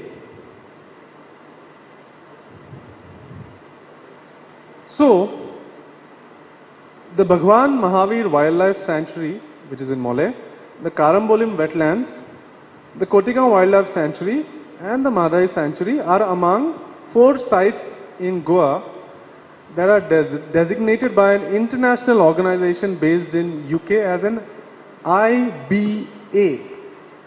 Okay, so this is an international designation. These 4 sites, plus there's one more added more recently. I think it's on its way to being added. They are designated as an IBA, right? Now, if I is important and A is areas, what is B? Team 3 have scribbled something quickly. So they are called IBAs. I'll repeat which places these are. Bhagwan Mahavir Wildlife Sanctuary, Karambolim Wetlands, Kotigaon Wildlife Sanctuary and Mahadev Wildlife Sanctuary. IBA. What does B stand for? Let me look at 3's answer first.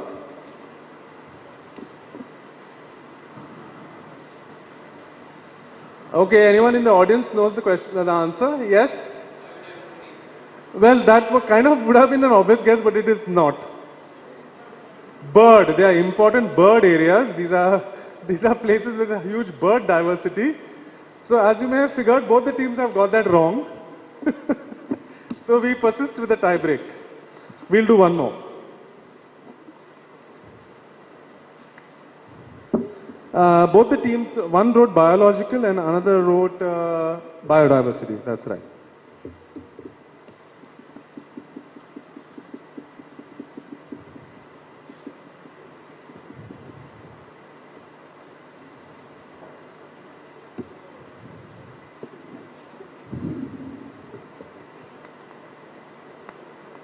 Okay. Here goes again. Which colorful annual festival held every August in a certain part of Goa gets its name from the Konkani word for a flag or a banner? And I suspect that both of these will be gotten, yeah.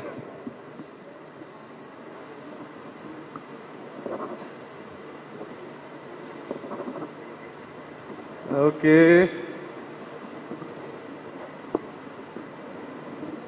Yes, audience, what's the answer? Bondera is right, and both the teams have got it.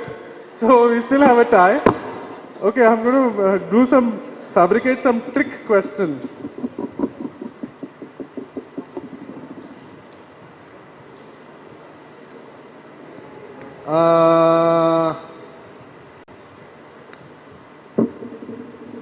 Okay, here is a question. I hope this breaks the tie. Otherwise, next round we'll do arm wrestling. Right, you nominate who's your strongest arm and we'll wrestle for the prize. Which beach in Goa, right, which beach is currently going by some name, but it used to be known in days past as the Gaspar Dias beach. The fact that they've quickly written it down shows that they know the answer. Okay. And what is the answer, audience? Miramar. And thankfully for all of us who are feeling hungry and want to go home and have families and all to go to, one team has got it wrong. Okay, and that unfortunate team is Team 3. Well done. They wrote Vagator. It's not Vagator. It is Miramar, like Team 1 has written. That is why the club Gaspar Dias is located at Miramar. It used to be called the Gaspar Dias Beach. So in second place today will be Father Agnel. They beat Team 3 back in a tie break. And Team 3, that is Miracles. They were not able to pull off a miracle and they will end up in third place. But well done, everyone. With that, we come to the end of this year's program, actually. It's been a few months in the planning and a few days in the execution. And I must once again thank you all for attending. Students, teachers, parents, and also the whole team from Xavier Center for Historical Research, who once again, does these large events in a very flawless fashion. As for me, it's a great pleasure. I enjoy coming back every year and doing this quiz and seeing some familiar faces and seeing a lot of new faces. Thank you very much. Congratulations to all the winners, and see you all hopefully next year. And with that, I hand you back to Jonathan. Yes, well done.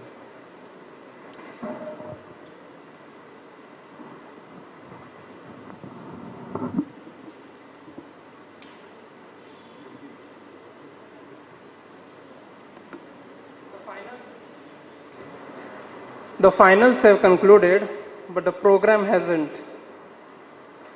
Once again, let's give a huge applause to all the teams for their incredible performances so far.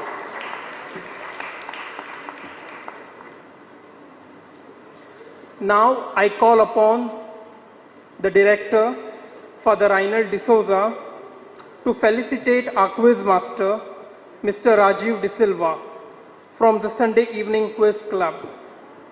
Thank you, Mr. Rajiv, for being a part of this academic and cultural event.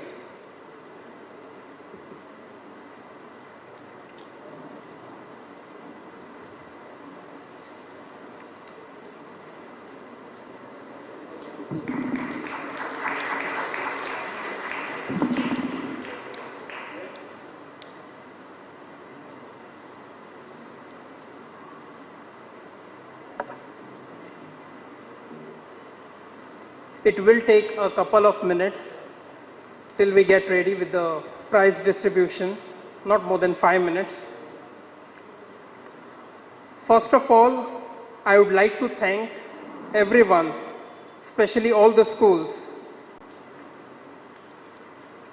From the Fatima Convent High School, we have Lourdes Fernandez, Kezia Rodriguez, and Estrel Barreto.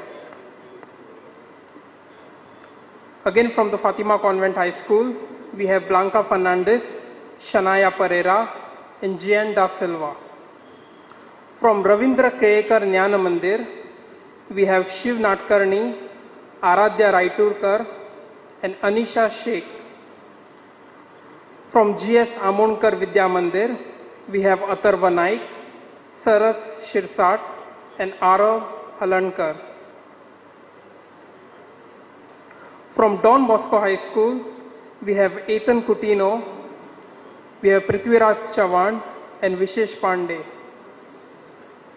Also we have from Father Agnel High School Pilar, Gajanan Kendre, Savilio Rodriguez, and Nation Pinto.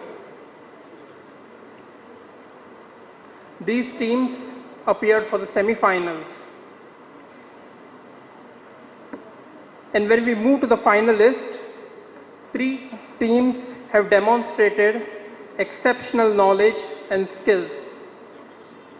Congratulations to GS Amonkar Vidya Mandir, Loyola High School, and Saraswat Vidyalaya for reaching the finals. And then we move to the winners. On the second runner-up place, we have Father Agnel High School. Then on the first runner-up, we have Miracles High School, and our champions for the 12th edition of the Goa History Quiz 2025 is Holy Family School, Porvorim. Please give them a round of applause.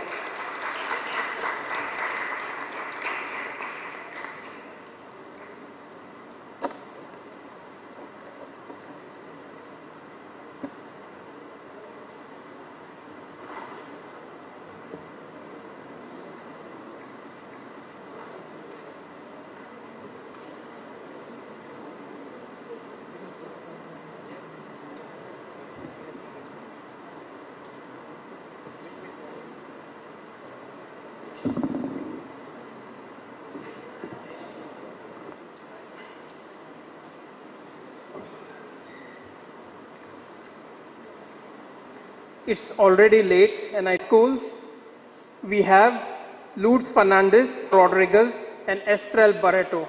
I request them to come forward.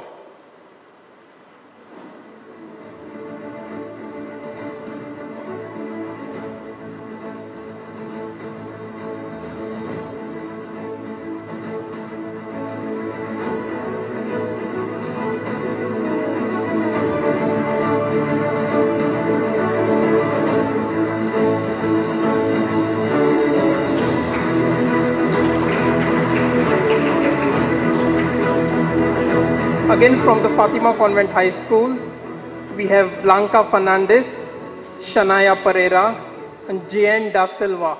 I request them to come forward.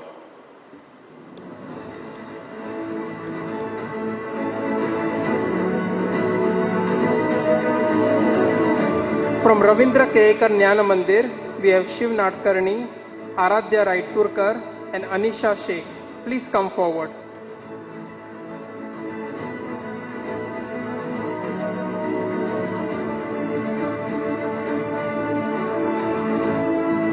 Ravindra Krekar Jnana Mandir. Okay, I can take the prize with me by default. Okay. From GS Amonkar Vidya Mandir, we have Atharva Naik, Saras Shirsat, and Arav Halankar. Okay. Atharva Naik, Saras Shirsat, and Arav Halankar.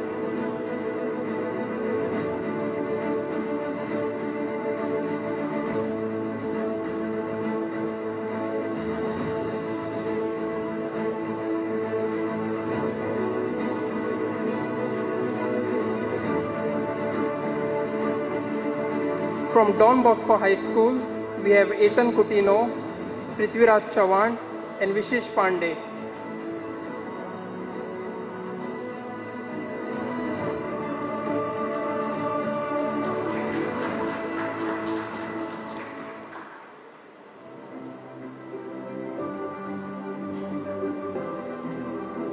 And from Father Agnel High School, Pilar, we have Gajanan Kendre, Savilio Rodriguez, and Nation Pinto.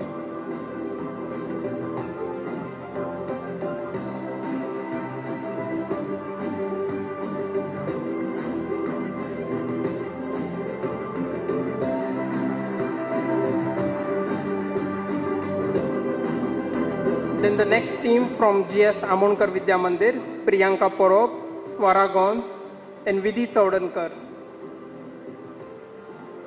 Please come forward.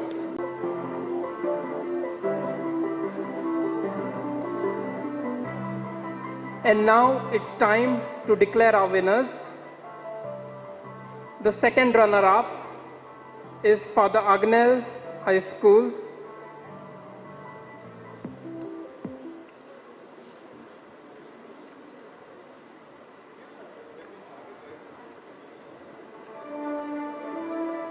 The first runner-up is Miracles High School, Josina Victoria, Leshnoi Carvalho, and Aaron Victoria.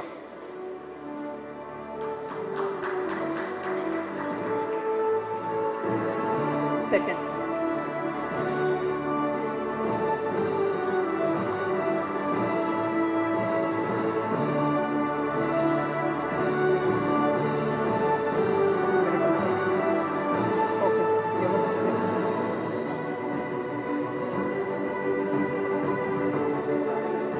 Okay, Father Agnel has got the second place. Yeah, please come forward.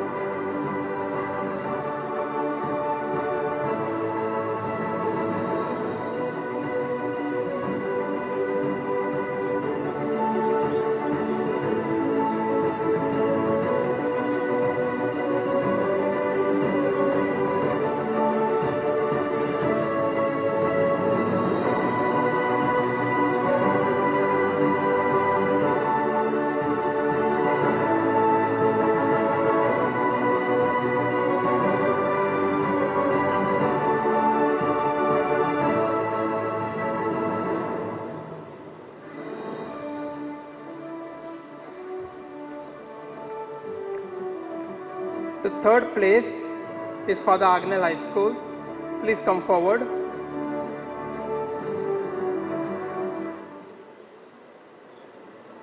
Third place.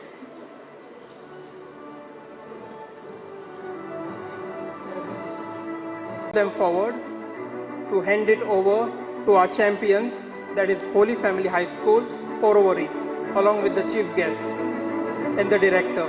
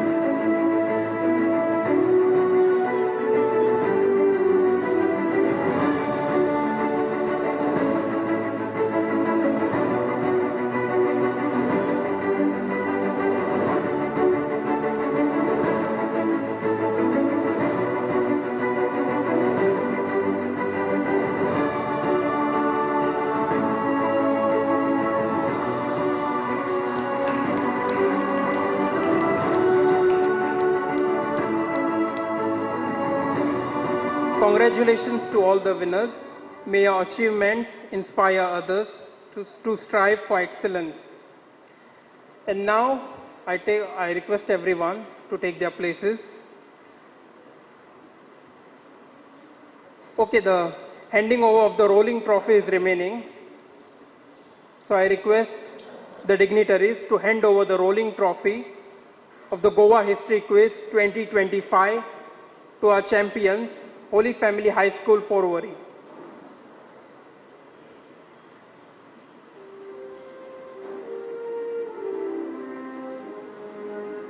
Please give them a round of applause.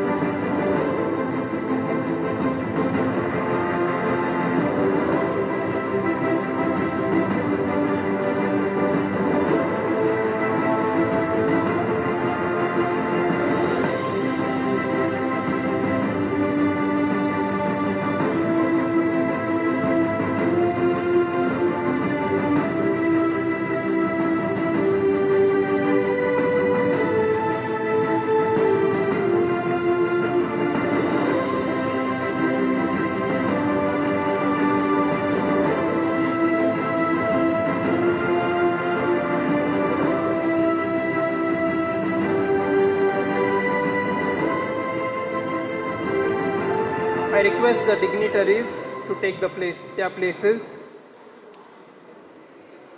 Now the final part of the program is the word of gratitude.